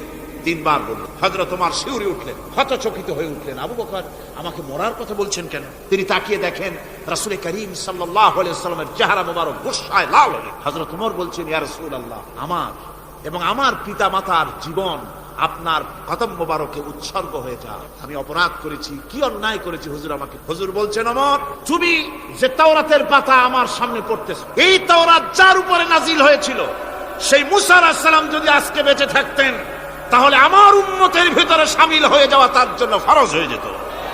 অতীতের সমস্ত কিতাবকে রদ করা হয়েছে, সমস্ত শরিয়াতকে বন্ধ করা হয়েছে। সুতরাং কোন মুসলমানের প্ল্যাটফর্মে যেখানে কোরআন তেলাওয়াত হয়, বেদ, বাইবেল, গীতা পড়া হারাম সেখানে। এই মুনাফিকরা তাও করে থাকে। আমার মুসলমান ভাইয়েরা, নজরুল ইসলাম কলেজের ইসলাম শব্দ বাদ দিয়ে নজরুল কলেজ করা হয়েছিল। সলিমুল্লাহ মুসলিম হলের মুসলিম শব্দ বাদ দিয়ে শুধু সলিমুল্লাহ হল করা হয়েছিল। তার মানে ধর্ম এদের কলিজায় আগুন জ্বালিয়ে দেয়। ইসলামের নাম বরদাস্ত হয় না, কোরআনের নাম বরদাস্ত হয় না। আর বরদাস্ত হয়নি বলেই আল্লাহ পাক তার ইন্তেকাম নিয়েছে। আমার বক্তব্য হচ্ছে, কোরআনে কারীম পৃথিবীতে এসেছে শাসন করতে দুনিয়াকে। তার মধ্যে রয়েছে রাজনীতি, অর্থনীতি, সব। এই বিচার ফয়সালা কোরআন থেকে যারা গ্রহণ করে না, রাসূলকে যারা বিচারক মানে না, তাদের সম্পর্কে আল্লাহ পাক কি বলছেন শুনুন। ফালা ওয়া রাব্বিকা লা ইউমিনুনা হাত্তা ইউহাক্কিমুকা ফীমা শাজারা বাইনাহুম সুম্মা লা ইয়াজিদু ফী আনফুসিহিম হারাজাম মিম্মা কাদাইতা ওয়া ইউসাল্লিমু তাসলিমা। আল্লাহ রাব্বুল আলামিন বলেন, ফালা ওয়া রাব্বিক, কখনো নয় হে নবী, আপনার রবের কসম, কখনোই নয়, ওরা মুমিন নয় যারা নাকি তাদের জীবনের সব কিছুর ব্যাপারে যতক্ষণ পর্যন্ত আপনাকে বিচারক না মানে, আপনার দেওয়া ফয়সালাকে গ্রহণ না করে, এবং আপনি বিচার করার পর ফয়সালা দেওয়ার পরে এটার উপরে দ্বিধাহীন চিত্তে মেনে যতক্ষণ না নিবে, ততক্ষণ পর্যন্ত তারা যত ঈমানের দাবি করুক, তারা আসলে মুমিন না। এ ফতোয়া কার? এ ফতোয়া কার? আল্লাহ রাব্বুল আলামিনের ফতোয়া। কখনো মুমিন হতে পারবে না যারা রাসূলুল্লাহকে ফয়সালাকারী হিসেবে গ্রহণ না করবে, কোরআনকে সংবিধানের উৎস হিসেবে গ্রহণ না করবে। কোরআন এসেছে আইনের কিতাব হিসেবে পৃথিবীর মানুষকে পরিচালিত করার জন্য। আজ এই কোরআনের আইন যারা মানে সেখানে শান্তি পায়, কোরআন যেখানে মানে না সেখানে শান্তি হয় না। আল্লাহ পাক পরিষ্কার বলেছেন কোরআনের আইন মেনে চলো।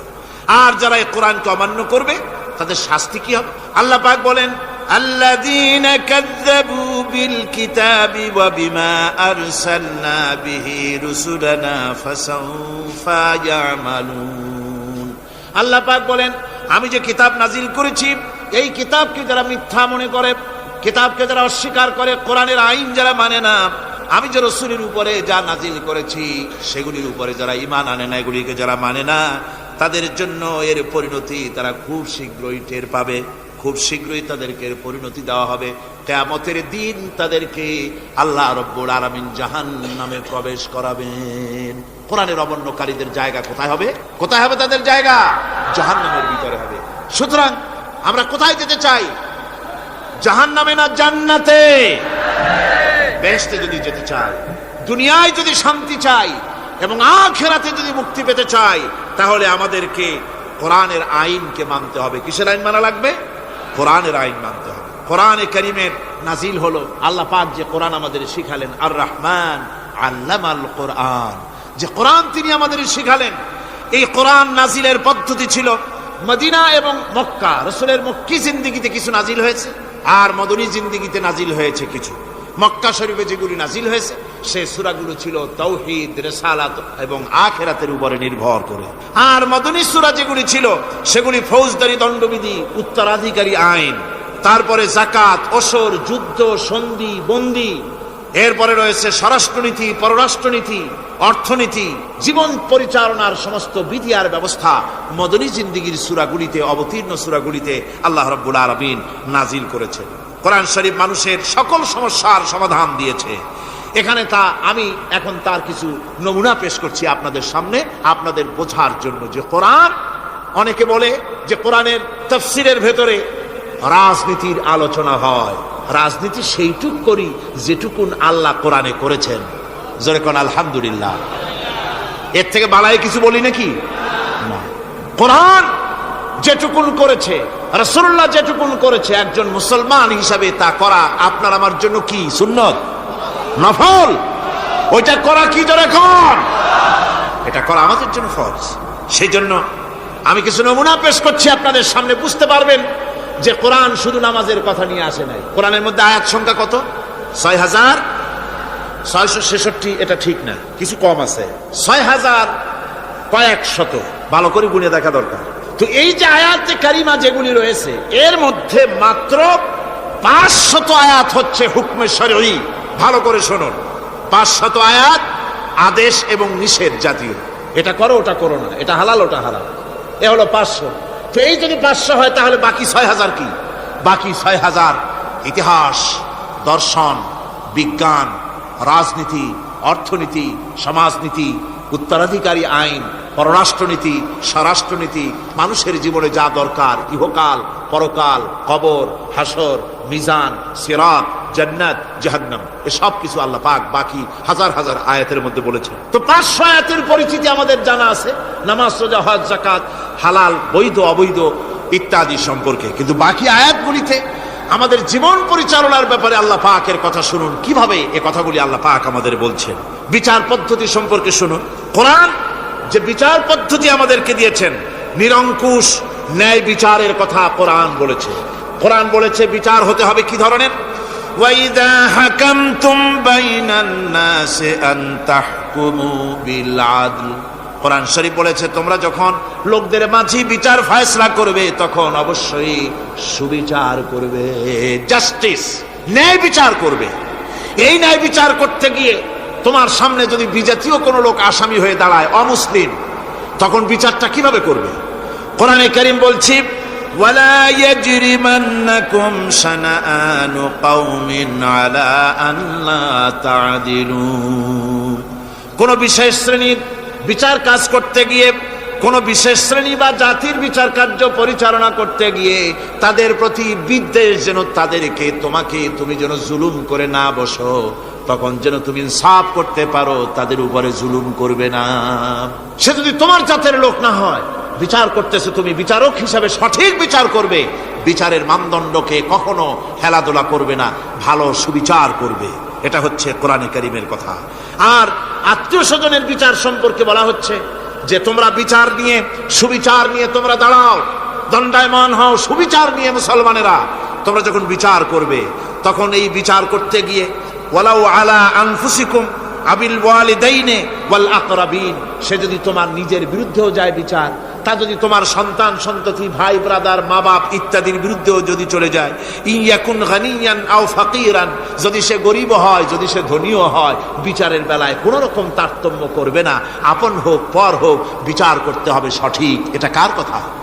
আল্লাহর। জোরে বলেন, কার কথা? পৃথিবীর কোন ধর্মগ্রন্থে কথা বলেছে? পৃথিবীর কোন জাতি কথা বলেছে? কোরআন বলেছে এই সুবিচারের কথা। সুবিচার করতে হবে, বিচারের বেলায় খবরদার আপন পর এবং কোন ধর্মের লোক এই চিন্তা করতে যেও না। কোরআনে কারীমের রয়েছে, কোরআনে কারীমের মধ্যে রয়েছে ফৌজদারি দণ্ডবিধি, জুডিশিয়াল ল, ফৌজদারি দণ্ডবিধি। এখানে একটা কথা বলে নিতে হয়, আল্লাহর আইন, মূল কথাটা কি? আল্লাহর আইন। আল্লাহর আইনের কথা শোনা মাত্রই এক শ্রেণীর লোকেরা মনে করে আল্লাহর আইন মানেই হলো হাত কাটা, আল্লাহর আইনের অর্থই হলো গলা কাটা, আল্লাহর আইনের অর্থই হলো দৌড়া মারা। এটা একটা বাজে কথা। আল্লাহ পাকের আল্লাহ কি এইরকম একটা বদমেজাজি দারোগার মতো আল্লাহ, যে মানুষ পাইলেই খালি পিটাবে আর হাত কাটবে? একটা কথা হইল হাত কাটা, গলা কাটা। এটা কখন সুবিচার প্রতিষ্ঠিত হয়ে যাবে, খাওয়া পড়ার গ্যারান্টি মিলবে, তারপরে যদি কেউ চুরি করে দৃষ্টান্তমূলক শাস্তি দাও হাত কেটে। এর আগে না। মদিনা মুনাওয়ারায় হযরত ওমর রাদিয়াল্লাহু তাআলা আনহুর সময় অনাবৃষ্টির কারণে দুর্ভিক্ষ দেখা দিয়েছিল।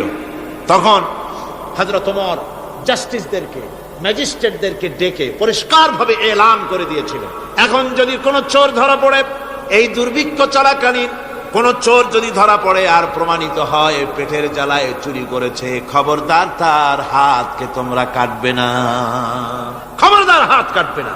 ইসলাম তো আগে পেটে দেয়। আগে কোথায় দেয়? পেটে। তারপরে দেয় পিঠে, আগে দেয় না। মানুষের খাওয়া পড়া, শিক্ষা, চিকিৎসা, বাসস্থান সবটার গ্যারান্টি দেওয়া হয়। মদিনায় যখন এই গ্যারান্টি এসে গেল, চোরের হাত কাটা আইন মক্কায় নাজিল হয় নাই, নাজিল হয়েছে মদিনা মুনাওয়ারায়, রাসূলের মদনী জিন্দেগিতে।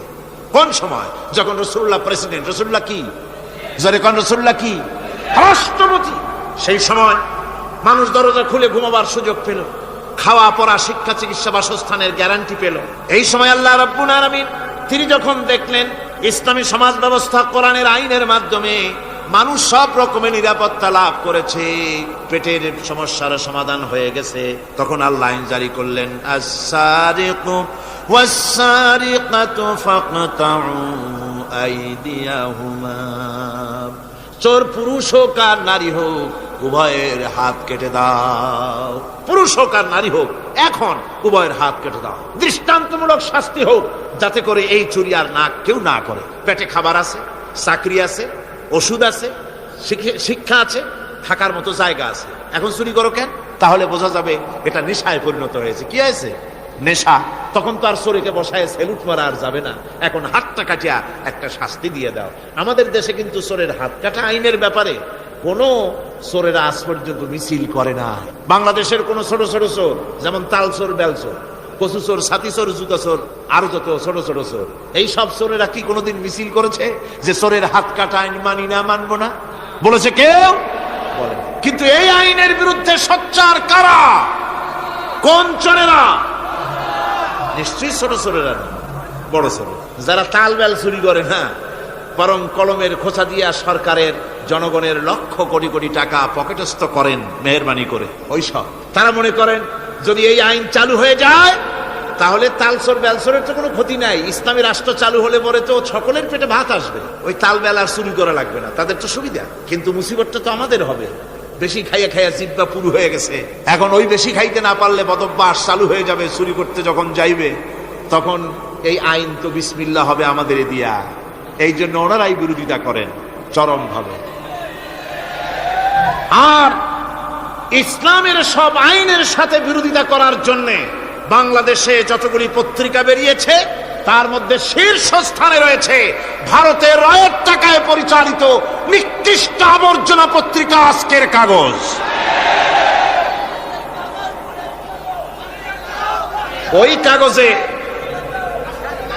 এই কাগজের একটা প্রবন্ধ লেখা হয়েছে আজ। সেই প্রবন্ধে লেখা হয়েছে ধর্মভিত্তিক রাজনীতি এমনি এমনি নিষিদ্ধ করা যাবে না, সম্ভব হবে না, এটাকে একেবারে গোড়া থেকে উপড়ে ফেলে দিতে হবে। মাওবাড়ির আবদা ভারতের টাকা নিয়ে লাফালাফি করছে। আজকে তারা বাংলাদেশ থেকে ধর্মভিত্তিক রাজনীতি নিষিদ্ধ ঘোষণার জন্য পায়তারা চালাচ্ছে এই পত্রিকার মাধ্যমে। এই পত্রিকার একমাত্র কাজ গোটা জাতিসত্তাকে দ্বিধা বিভক্ত করা, ইসলামের বিরুদ্ধে ইয়াং জেনারেশনকে খেপিয়ে তোলার জন্য আদা পানি খেয়ে লেগেছে। ধর্মভিত্তিক রাজনীতি নিষিদ্ধ ঘোষণা করার জন্য আপ্রাণ প্রচেষ্টা চালাচ্ছে। সংসদে পর্যন্ত এই বক্তব্য উঠানো হয়েছে, তাই না? সংসদে উত্থাপিত হয়েছে ধর্মভিত্তিক রাজনীতি নিষিদ্ধ ঘোষণা করতে হবে। আমি বলেছি ধর্মভিত্তিক রাজনীতি নিষিদ্ধ ঘোষণা করে ফেলেছিল রাশিয়া। রাশিয়ার যেই পার্লামেন্টে বসে ধর্মভিত্তিক রাজনীতি নিষিদ্ধ ঘোষণা করা হয়েছিল, যে পার্লামেন্টের ঘোষণার বলে লক্ষ লক্ষ মুসলমানদেরকে জবাহ করা হয়েছে রাশিয়ায়, যে পার্লামেন্টের ঘোষণার বলে মসজিদ মাদ্রাসা ভেঙে চুরি একাকার করে দেওয়া হয়েছিল রাশিয়ায়, যেই পার্লামেন্টে বসে আলেম ওলামা পীর দরবেশদেরকে হত্যা করার জন্য নির্দেশ দেওয়া হয়েছিল রাশিয়ার যে পার্লামেন্ট থেকে, সেই দেশ আজ আর আস্ত নাই, দেশটা টুকরা টুকরা হয়ে গিয়েছে। বাংলাদেশের পার্লামেন্টে আজকে যারা এই দুঃসাহসিক কথা বলছেন, ধর্মভিত্তিক রাজনীতি নিষিদ্ধ ঘোষণা করার কথা যারা উচ্চারণ করছেন, রাশিয়ার পার্লামেন্টের ইতিহাস ভুলে যাবেন না। বাংলাদেশে 11.5 কোটি তৌহিদি জনতার তৌহিদি রক্ত, তৌহিদি চেতনা, সমস্ত শরীরে মাথায় আর রগ রেশায় টকবক করছে ইসলামী চেতনা, ইসলামের রক্ত। এই মুসলমানদের সাথে আগুন নিয়ে খেলা করার চেষ্টা করো না। আমার বন্ধুগণ, কোরআনের আইন বন্ধ করার ক্ষমতা কারো নাই। আইন চালু হলে পরেই শান্তি আসবে। ওরা বিরোধিতা করছে, ওরা বলছে চোরের হাত কাটা আইন, এটা হচ্ছে একটা অমানবিক ব্যাপার। আইনটা কার? আল্লাহ। মানুষগুলি কার? তা তোমারা তো দরদ কেন? মায়ের চাইতে মাসির দরদ বেশি, এটা কি খুব সুলক্ষণ? না, এটা দারুণ কুলক্ষণ। সুতরাং আল্লাহ রাব্বুল আলামিন তার আইন হচ্ছে শাশ্বত আইন। চোরের হাত কাটা আইন অর্থ এ নয় যে বাংলাদেশ ইসলামী দল যদি ক্ষমতায় আসে পাইকারি দরে চোরের হাত কাটা আরম্ভ করবে, না। ততক্ষণ পর্যন্ত আইন চালু হবে না যতক্ষণ পর্যন্ত সমস্ত মানুষ তাদের কর্মসংস্থান না হবে, খাবার না পাবে, চাকরি বাকরি না হবে, খেয়ে পরে খাওয়া পড়া শিক্ষা চিকিৎসা বাসস্থান সবটার গ্যারান্টি মিলবে, তারপরে আইন চালু হবে। এর আগে নয়। আল্লাহ রাব্বুল আলামিন ফৌজদারি দণ্ডবিধির আওতার ভিতরে চোরের কি শাস্তি হবে তা বললেন, নরহত্যার শাস্তি কি হবে তাও আল্লাহ পাক এখানে বলছেন, ইয়া আইয়ুহাল্লাযীনা আমানু কুতিবা আলাইকুমুল কিসাসু ফিল কাতলা। আল্লাহ পাক বলেন তোমাদের প্রতি নরহত্যার শাস্তি স্বরূপ কিসাস নির্দিষ্ট করা হয়েছে, অর্থাৎ হত্যার বদলে হত্যা করা। একজন মানুষ আর একজন মানুষকে হত্যা করেছে, কোরআনের আইন হচ্ছে ওকেও হত্যা করে। কি সুন্দর আইন, সুবহানাল্লাহ পড়েন। তাহলে কি হবে? রেডিও টেলিভিশনে পত্র পত্রিকার মাধ্যমে যদি খবর ছড়ানো হয় যে হত্যাকারীর বিচার হবে কোরআনের আইন অনুযায়ী, প্রকাশ্য রাজপথে হত্যাকারীকে তাকেও যদি হত্যা করে দেওয়া হয়, এই দৃশ্য উপস্থিত জনতা যত দেখবে, পত্র পত্রিকায় খবর পাবে, টেলিভিশনের পর্দায় দেখতে পাবে, যারা দেখলো এই সব লক্ষ লক্ষ জনতার ভেতরে মানুষ হত্যা করার দুঃসাহস আর আসবে? আল্লাহ পাক বলছেন এটা হচ্ছে মানুষের কিসাস, এর মধ্যে রয়েছে মানুষের জীবন। এরপরে নরহত্যার শাস্তি আল্লাহ পাক এভাবে কোরআনে কারীমের মধ্যে বললেন। জিনার শাস্তি, আয-যানিয়াতু ওয়াজ-যানি ফাজলিদু কুল্লা ওয়াহিদিন মিনহুমা মিআতা জালদা। আল্লাহ রাব্বুল আলামিন বলেন জিনাকারিনী পুরুষ, জিনাকারিনী নারী আর জিনাকারা পুরুষ, তাদের শাস্তি হচ্ছে উভয়কে 100 করে দৌড়া মারা। প্রাণদণ্ড দিয়ে দেওয়া। এই শাস্তি যদি হয়, জেনা বন্ধ হয়ে যাবে, বিবাহ সহজ হবে। ইসলামী রাষ্ট্র হলে পরে জেনা করা কঠিন হবে, বিবাহ করা সহজ হয়ে যাবে। এটা হচ্ছে কোরআনের আইনের সুন্দর বিধান। জেনার শাস্তি, চোরের শাস্তি, নরহত্যার শাস্তি জুডিশিয়াল লয়ের আওতায়, ফৌজদারি দণ্ডবিধির আওতায় এগুলি পড়ে। এগুলি সব কোরআন শরীফে আছে না নাই? আছে কিনা? তাহলে কি করে আপনি বলবেন আপনি ধর্ম নিরপেক্ষ? আপনি শুধু ধর্ম আপনার ব্যক্তিগত ব্যাপার আর রাজনীতি একটা আলাদা ব্যাপার। এবারে আল্লাহ রাব্বুল আলামিন মদ পান সম্পর্কে, যারা মদ পান করবে, জুয়া খেলবে যারা, তাদের সম্পর্কে মদ্যপায়ীদের ব্যাপারে আল্লাহ পাক বলছেন, ইন্নামাল খামরু ওয়াল মাইসিরু ওয়াল আনসাবু ওয়াল আজলামু রিজসুম মিন আমালিশ শাইতানি ফাজতানিবুহু। আল্লাহ পাক বলেন, নিঃসন্দেহে মদ, জুয়া এবং পাশা, এই সমস্ত খেলাকে, এই সমস্ত জিনিসকে নাপাক ঘোষণা করা হয়েছে। এগুলি সব হতেছে শয়তান কর্তৃক উদ্ভাবিত নোংরা কাজ। এগুলি শয়তানের কাজ। মদ আর জুয়া কার কাজ? জোরে বলেন, কার কাজ? শয়তানের কাজ। সুতরাং ফাজতানিবুহু, এর থেকে তোমরা ফিরে থাকো। আল্লাহ বলছেন, মদ এবং জুয়া মানুষকে আল্লাহর জিকির থেকে ফিরায় রাখে। ফাহাল আনতুম মুনতাহুন, এগুলি শোনার পরেও কি তোমরা এর থেকে ফিরে থাকবে না?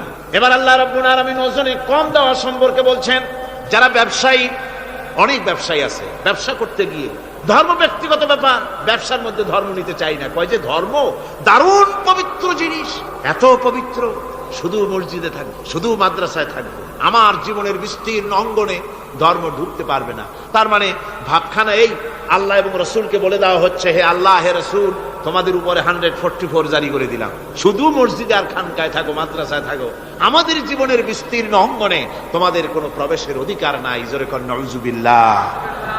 আল্লাহ পাক মানুষের জীবনের সকল ক্ষেত্রে আইন চলবে আল্লাহ।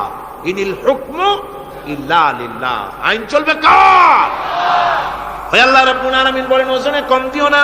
ওয়াউফুল কাইলা ইযা কিলতুম ওয়াজনু বিল কিসতাসিল মুস্তাকিম। মেপে যখন কোন জিনিস দিবে, পরিমাপে কম দিবে না। ওজন করে যখন দিবে, ওজনেও কম দিবে না। আল্লাহ পাক কোরআনে কারীমের মধ্যে সুন্দর করে সব কথা বলে দিলেন। ওজনে কম করো না, পরিমাপে কম করো না, সঠিকভাবে এটাকে দিও। এতিমের মাল সম্পর্কে কোরআন বলছে, ওয়ালা তাকরাবু মালাল ইয়াতীমি ইল্লা বিল্লাতী হিয়া আহসান। এতিমের মাল ভক্ষণ করা তো দূরের কথা, এর নিকটবর্তী হয় না। তবে হ্যাঁ, এতিম বয়সপ্রাপ্ত হওয়া পর্যন্ত যদি আমানত রাখো, সেটা ভিন্ন কথা, কিন্তু এতিমের মালকে ভক্ষণ করো না অবৈধভাবে। এতিমের মালের সুরক্ষার জন্য আল্লাহ পাক বলে দিলেন। অশ্লীলতা সম্পর্কে, আজকে সমাজে অশ্লীলতা চলছে, বেহায়ামি, নগ্নতা চলছে, এ সম্পর্কে আল্লাহ পাক বলছেন, কুল ইন্নামা হাররামা রাব্বিয়াল ফাওয়াহিশা মা যাহারা মিনহা ওয়া মা বাতান। আল্লাহ পাক বলেন, হে নবী, আপনি বলে দেন, আমার প্রভু নিঃসন্দেহে প্রকাশ্য এবং অপ্রকাশ্য সব রকমের নির্লজ্জতা এবং পাপাচারকে নিষিদ্ধ ঘোষণা করেছেন, হারাম করে দিয়েছেন। প্রকাশ্য এবং অপ্রকাশ্য সব রকমের পাপাচারকে, নির্লজ্জতাকে আল্লাহ পাক নিষেধ করেছেন। আজকে আমাদের দেশের টেলিভিশনে যে সমস্ত নির্লজ্জ বিজ্ঞাপন দেওয়া হয়, নারীর দেহের যে সৌন্দর্য প্রদর্শনী করা হয়, এ কি কোনো মুসলমান দেশের করা উচিত? কোন মুসলমানদের জন্য এটা কি বৈধ? আজ নির্লজ্জতা, বেহায়ামি ছড়িয়ে পড়ছে চতুর্দিকে। আল্লাহ পাক নিষেধ করছেন, হারাম করে দিয়েছেন। প্রকাশ্য অপ্রকাশ্য সব রকমের নির্লজ্জতা আল্লাহ পাক হারাম করেছেন। সুদ সম্পর্কে আল্লাহ পাক বলছেন, ওয়াহাল্লাল্লাহুল বাইআ ওয়া হাররামার রিবা। আল্লাহ পাক বলেন, আমি সুদকে হারাম করেছি আর ব্যবসাকে করেছি হালাল। ব্যবসা করো, ব্যবসার মধ্যে বরকত আসবে। সুদ নিও না, সুদ দিও না। আজকে সুদের প্রচলন চলছে। আল্লাহর আইন না থাকার কারণে এমন একটা জঘন্য ধরনের অপরাধ আমার জাতি করছে, সুদের মতো নিকৃষ্ট পাপের সাথে গোটা জাতি জড়ায় গেছে। ঠিক কিনা কর? সুদ খাওয়া এবং দেওয়া কি? জোরে বলেন কি? এই সুদের মধ্যে রয়েছে 70টি গুনাহ। তার ছোট্ট গুনাহ হলো নিজের মাকে নেকাহ করা। জোরে কর নাউযুবিল্লাহ। এই মারাত্মক গুনাহ গোটা জাতি জড়িয়ে আছে। এই জন্য আলহামদুলিল্লাহ, আল্লাহ শুকর আদায় করি যে এখন বাংলাদেশে ইসলামী ব্যাংক চালু হয়েছে, সুদমুক্ত ইসলামী ব্যাংকিং বাংলাদেশে চালু হয়েছে। কোন আলহামদুলিল্লাহ। এতদিন সুদী ব্যাংকে লেনদেন করেছেন, তার না হয় একটা জবাব দিতে পারবেন কিয়ামতের দিন যে আল্লাহ সুদমুক্ত ব্যাংক ছিল না, করবোটা কি? এই টাকা পয়সা নিয়ে বিপদে পড়ে গেছিলাম, চোরে নেবে, ডাকাতে নেবে, জীবন যাবে, তাই সুদী ব্যাংকে পয়সা রাখছিলাম। হয়তো একটা জবাব খোড়া অজুহাত খাড়া করতে হয়তো বা পারবেন। কিন্তু সুদমুক্ত ব্যাংক চালু হওয়ার পর সুদী ব্যাংকের সাথে যারা লেনদেন করছেন আর নামাজ রোজাও করছেন, কি জবাব দেবেন কোন কিয়ামতে? নামাজে রক্ত হয়ে গেছে, উজুর পানি নাই, কি করবেন? নামাজ ছেড়ে দেবেন? কি করবেন? তায়াম্মুম করবেন। তায়াম্মুম করে নামাজের মুসাল্লায় দাঁড়িয়ে গেছেন, এমন সময় উজুর পানির খবর এসে গেছে, কি হবে? তায়াম্মুম থাকবে না, ছুটে যাবে। ইসলামী ব্যাংক ছিল না বলে সুদী ব্যাংকগুলিকে তায়াম্মুমের মতো ব্যবহার করেছেন, কিন্তু ইসলামী ব্যাংক এসে গেছে, উজুর পানি এসে গেছে। এখন যদি সুদী ব্যাংকের সঙ্গে লেনদেন চালু রাখেন, মনে রাখবেন অবশ্যই কিয়ামতের দিন আল্লাহর দরবারে আসামির কাঠ গড়ায় দাঁড়াতে হবে। সুদের টাকা দিয়া গার্মেন্টস ফ্যাক্টরি করা হচ্ছে। উদ্বোধনের দিনে মৌলভী সাহেব, তাও পাওয়া যায়, অসুবিধা হয় না। মিলাদের দাওয়াত হয়েছে, কোনটাকে যে বানাইছে তা জানার দরকার কি? কিছু পয়সা তো হবে। মিলাদ করতে গেলেন, কোরআন তেলাওয়াত করলেন, দোয়া করলেন, বরকতের জন্য দোয়া করলেন। কোন জায়গায় বসে তেলাওয়াত করলেন আপনি? কার নামে দরুদ পড়লেন? কোন জায়গায় পড়লেন যে সুদের টাকা দিয়ে ঘরটা তৈরি হলো, আল্লাহর সাথে বাগাওয়াত করা হলো? আবার সেখানে সাইনবোর্ড লাগায় হাযা মিন ফাদলি রাব্বি, এটা আমার প্রভুর অনুগ্রহ। নাউযুবিল্লাহ, প্রভুর অনুগ্রহ সুদের টাকা দিয়ে ঘর বানানো। কবি বলছেন, ইয়ে ইমারত বনি হ্যায় সুদ সে আয়ে মেরে মুরব্বি, ইয়ে ইমারত বনি হ্যায় সুদ সে আয়ে মেরে মুরব্বি, और उस पे लिखा है हाज़ा मिन फضل रब्बी। এই বিল্ডিং তৈরি হয়েছে সুদের টাকা দিয়ে। আর কি ভাগ্যের বিড়ম্বনা, কি পরিহাস! সেই সুদের টাকার বিল্ডিং এর উপরে লেখা হচ্ছে হাযা মিন ফضل রব্বি, এটা আমার আল্লাহর অনুগ্রহ। নাউযুবিল্লাহি মিন যালিক। কোরআন তেলাওয়াত করে উদ্বোধন করা হচ্ছে, দরুদ পড়ে উদ্বোধন করা হচ্ছে না, আল্লাহর সাথে বাগাওয়াত করা হচ্ছে। সুতরাং আল্লাহ পাক বলছেন, আমি সুদকে হারাম করেছি, ব্যবসাকে করেছি হালাল। এই সুদ থেকে যদি না ফেরো, فَإِن لَّمْ تَفْعَلُوا فَأَذَنُوا بِحَرْبٍ مِّنَ اللَّهِ وَرَسُولِهِ। আল্লাহ রাব্বুল আলামিন বলেন, যদি এই সুদ থেকে না ফেরো, যদি এই সুদ থেকে বিরত না থাকো, তাহলে আমি আল্লাহ এবং আমার রাসূলের পক্ষ থেকে যুদ্ধের ঘোষণা রইল। পারবেন? আল্লাহ রাসূলের সাথে যুদ্ধ করতে পারবেন? নাউযুবিল্লাহি মিন যালিক। কি মানুষের পক্ষে সম্ভব? সুদ সম্পর্কে আল্লাহ ঘোষণা করলেন কোরআনে কারীমের মধ্যে। এবার ধনী এবং গরিব সম্পর্কে, ধনী আর গরিবের ভিতরে সম্পর্কটা কেমন হবে আল্লাহ পাক কোরআনে কারীমের মধ্যে বলে দিলেন, ওয়াফি আমওয়ালিহিম হাক্কুল লিসাইলি ওয়াল মাহরুম। আল্লাহ রাব্বুল আলামিন বলছেন, ও ধনীরা, তোমাদের সম্পদের ভেতরে গরিবদের অধিকার আছে, সে অধিকার আদায় করে দাও। একথা বলা হলো না গরিবরা তোমাদের করুণার পাত্র, দয়া করে তাদের কিছু দাও, একথা আল্লাহ বলেন নাই। বললেন, ধনীরা শুনে রাখো, তোমাদের সম্পদে গরিবদের অধিকার আছে,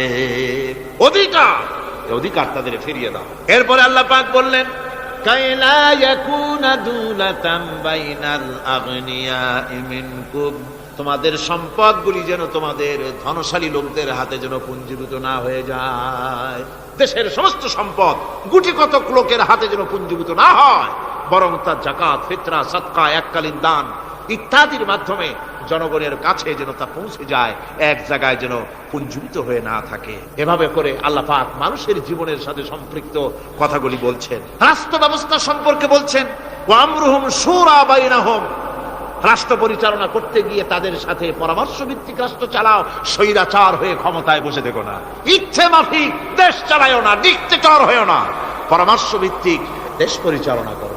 এভাবে করে আল্লাহ রাব্বুল আলামিন রাষ্ট্রপ্রধানকে বললেন, ওয়াসাবিরুহুম ফিল আমর, প্রত্যেকটি ব্যাপারে, রাষ্ট্রের সব ব্যাপারে তাদের সঙ্গে পরামর্শ করে নাও, পরামর্শ সবার সঙ্গে পরামর্শ করে পরামর্শের ভিত্তিতে কাজ করো, এমনি স্বৈরাচার হিসাবে কাজ করো না। কোরআন প্রবর্তিত সমাজ সকল নাগরিকের মৌলিক অধিকারের গ্যারান্টি দিয়েছে, জোরে কোন সুবহানাল্লাহ।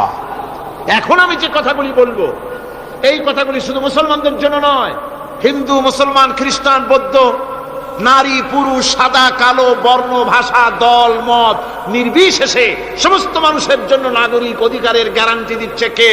আল্লাহ পাক। জোরে বলেন, কে দিচ্ছেন? আল্লাহ পাক।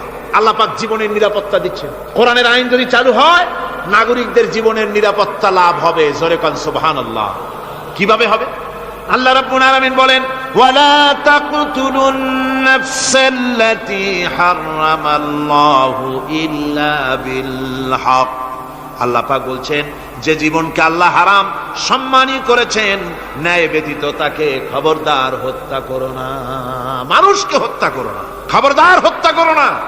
আল্লাহ পাক হত্যা নিষিদ্ধ ঘোষণা করে দিলেন আর বললেন, মান কাতালা নাফসান বিগাইরি নাফসিন আও ফাসাদিন ফাকান্নামা কাতালান নাস জামিআ।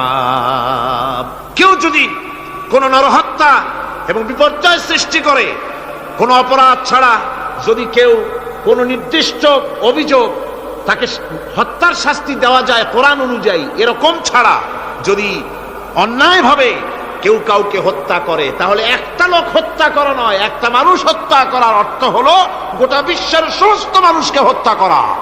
কে বলছেন এ কথা? আল্লাহ পাক বলছেন। আর একটা মানুষকে যদি বাঁচায় দেওয়া যায়, তাহলে সে যেন গোটা পৃথিবীর সমস্ত মানুষকে বাঁচায় দিল।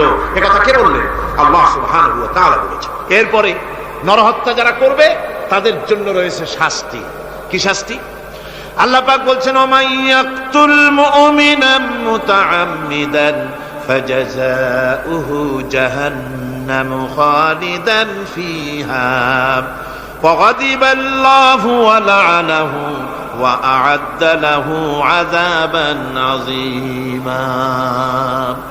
আল্লাহ পাক বলছেন, ওমাইয়াকতুল মুমিনান মুতাআম্মিদান, যে ব্যক্তি কোনো মুমিনকে ইচ্ছে করে হত্যা করলো, ফাজাযাউহু জাহান্নাম, তার শাস্তি কি? যারা বলেন শাস্তি কি? খালিদ, সেই জাহান্নামে চিরকাল তাকে থাকতে হবে। ওয়া গাদিবাল্লাহ ওয়া লা'নাহু, আর তার উপরে আল্লাহর গজব, আল্লাহর লানত, চিরকাল এই শাস্তি তাকে জাহান্নামে ভোগ করতে হবে। এই কথাগুলি না জানার কারণেই আজকে কলেজ বিশ্ববিদ্যালয়গুলিতে মানুষ হত্যা চলছে পাখি হত্যার মতোই। ঠিক কিনা কোন?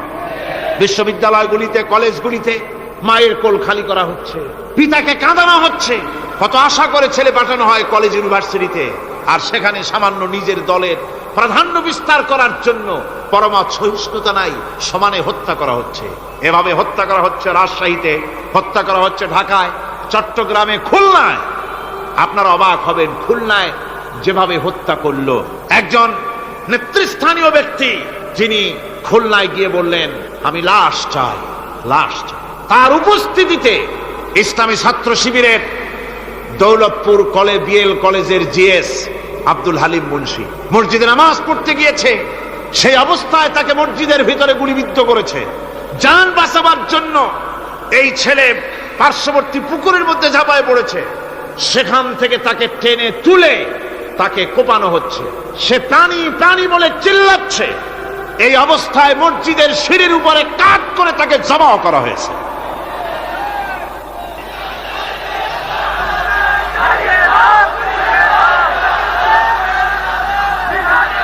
এরপরে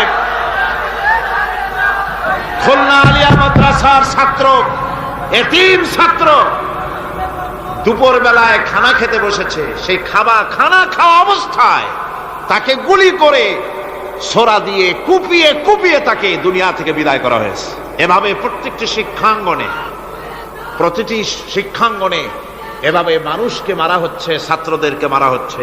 যারা মারছে, আমি তাদের উদ্দেশ্যে বলতে চাই, যারা তোমরা মানুষ হত্যা করতেছো, পাখির মতো শিকার করতেছো, মনে রেখো আল্লাহর বিচার দু রকমের হয়। একটা হয় দুনিয়ায়, আর একটা হয় আখিরাত। দুনিয়ায় তুমি যার সন্তানকে হত্যা করেছো, যার সন্তানকে হত্যা করে যার মা বাপকে কাঁদায়েছো, দুনিয়ার শাস্তিটা এভাবে আল্লাহ তোমাকে দিবেন, তুমিও নিহত হবে। তুমি যাকে হত্যা করেছিলে তার মা বাপ যেমন কেঁদেছে, তোমার মা বাপও তেমন কাঁদবে।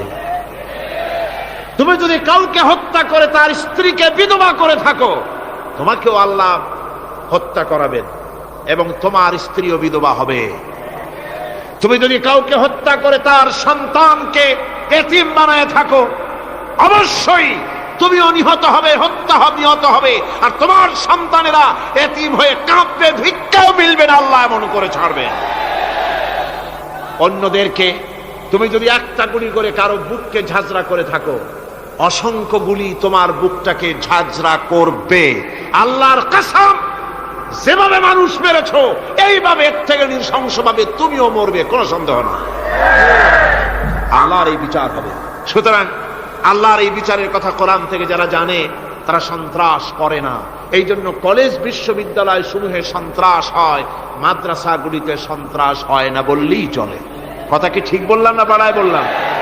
সন্ত্রাসের কারণে টাইটেল মাদ্রাসা বন্ধ হয়েছে কয়টা বাংলাদেশে? ফাজিল মাদ্রাসা কয়টা? দাখিল কয়টা? ইল্লা মাশাআল্লাহ দুই একটা হতে পারে কোথাও, কিন্তু তা হয় না। কারণ মাদ্রাসায় এই সব কথা পড়ানো হয় যা আমি বললাম। কোরআন থেকে যে কথাগুলি বললাম এগুলি কোথায় পড়ানো হয়? আজকে যদি কলেজ বিশ্ববিদ্যালয় সমূহে কোরআন পড়ানো হতো, তাফসীর পড়ানো হতো, তাহলে বিশ্ববিদ্যালয় থেকে রবীন্দ্রনাথ আর সূর্য সেনের পা চাটা উলামেরা বের হতো না, শহীদ তিতুমির বেরিয়ে আসতো, টিপু সুলতান বেরিয়ে আসতো, সালাউদ্দিন আইয়ুবী বেরিয়ে আসতো। দুর্ভাগ্যজনক আজ কলেজ বিশ্ববিদ্যালয়গুলিতে আল্লাহর কোরআন পড়ানো হয় না বলে আমাদের পাঠানো সোনার টুকরা ছেলেগুলি কয়লার টুকরা হয়ে ফিরে আসতেছে। বন্ধুগণ, জীবনের নিরাপত্তা দিচ্ছেন আল্লাহ পাক। কোরআনের আইন চালু হলে মানুষকে হত্যা করা হবে না, কেউ কাউকে মারতে পারবে না, মারলে তাকেও নিহত হত্যা করা অবশ্যই হবে। সম্পদের নিরাপত্তা দিচ্ছেন আল্লাহ, গ্যারান্টি। হিন্দু হোক মুসলমান হোক সকলের সম্পদের গ্যারান্টি মিলবে, কেউ কারো সম্পদকে হরণ করবে না, গসব করবে না। কোরআন বলছে ওয়ালা তাকুলু আমওয়ালাকুম বাইনাকুম বিল বাতিল, পরস্পরের সম্পদকে অবৈধভাবে ভক্ষণ করো না।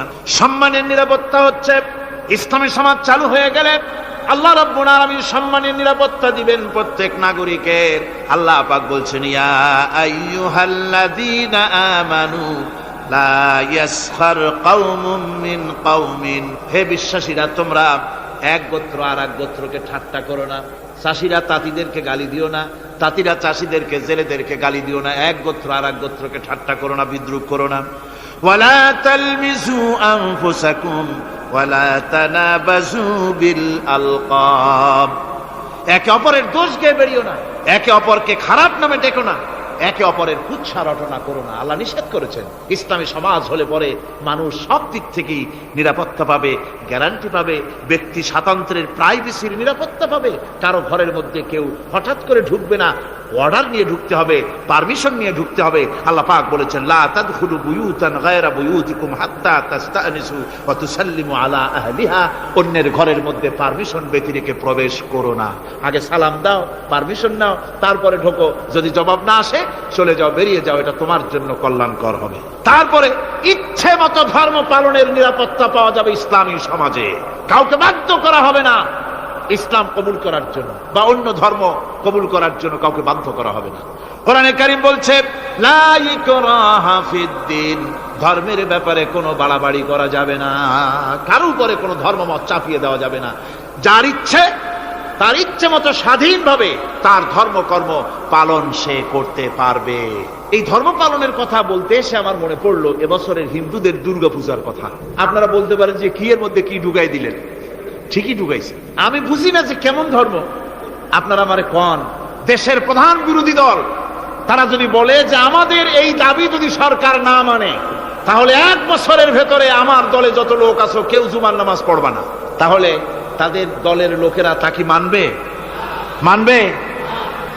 বিএনপি যদি বলে, সরকারে যারা আছে, যে আমাদের এই সমস্ত কথা যদি বিরোধী দল না মানে তাহলে আমার দলের কোনো লোক ঈদের নামাজ পড়বে না, শুনবে কেউ? শুনবে না। আমার ভাইরা, কোরআনে কারীমের আলোচনা শেষ দিকে এসেছে। আমরা মুনাজাত করব এখন। মুনাজাতের জন্য দাঁড়ানো ভাইয়েরা এক মুহূর্তে বসে পড়ুন। আজকে আপনাদের জন্য দারুণ সুখবর আছে। আজ কোরআনে কারীমের আলোচনা শুনে কোরআনে কারীমের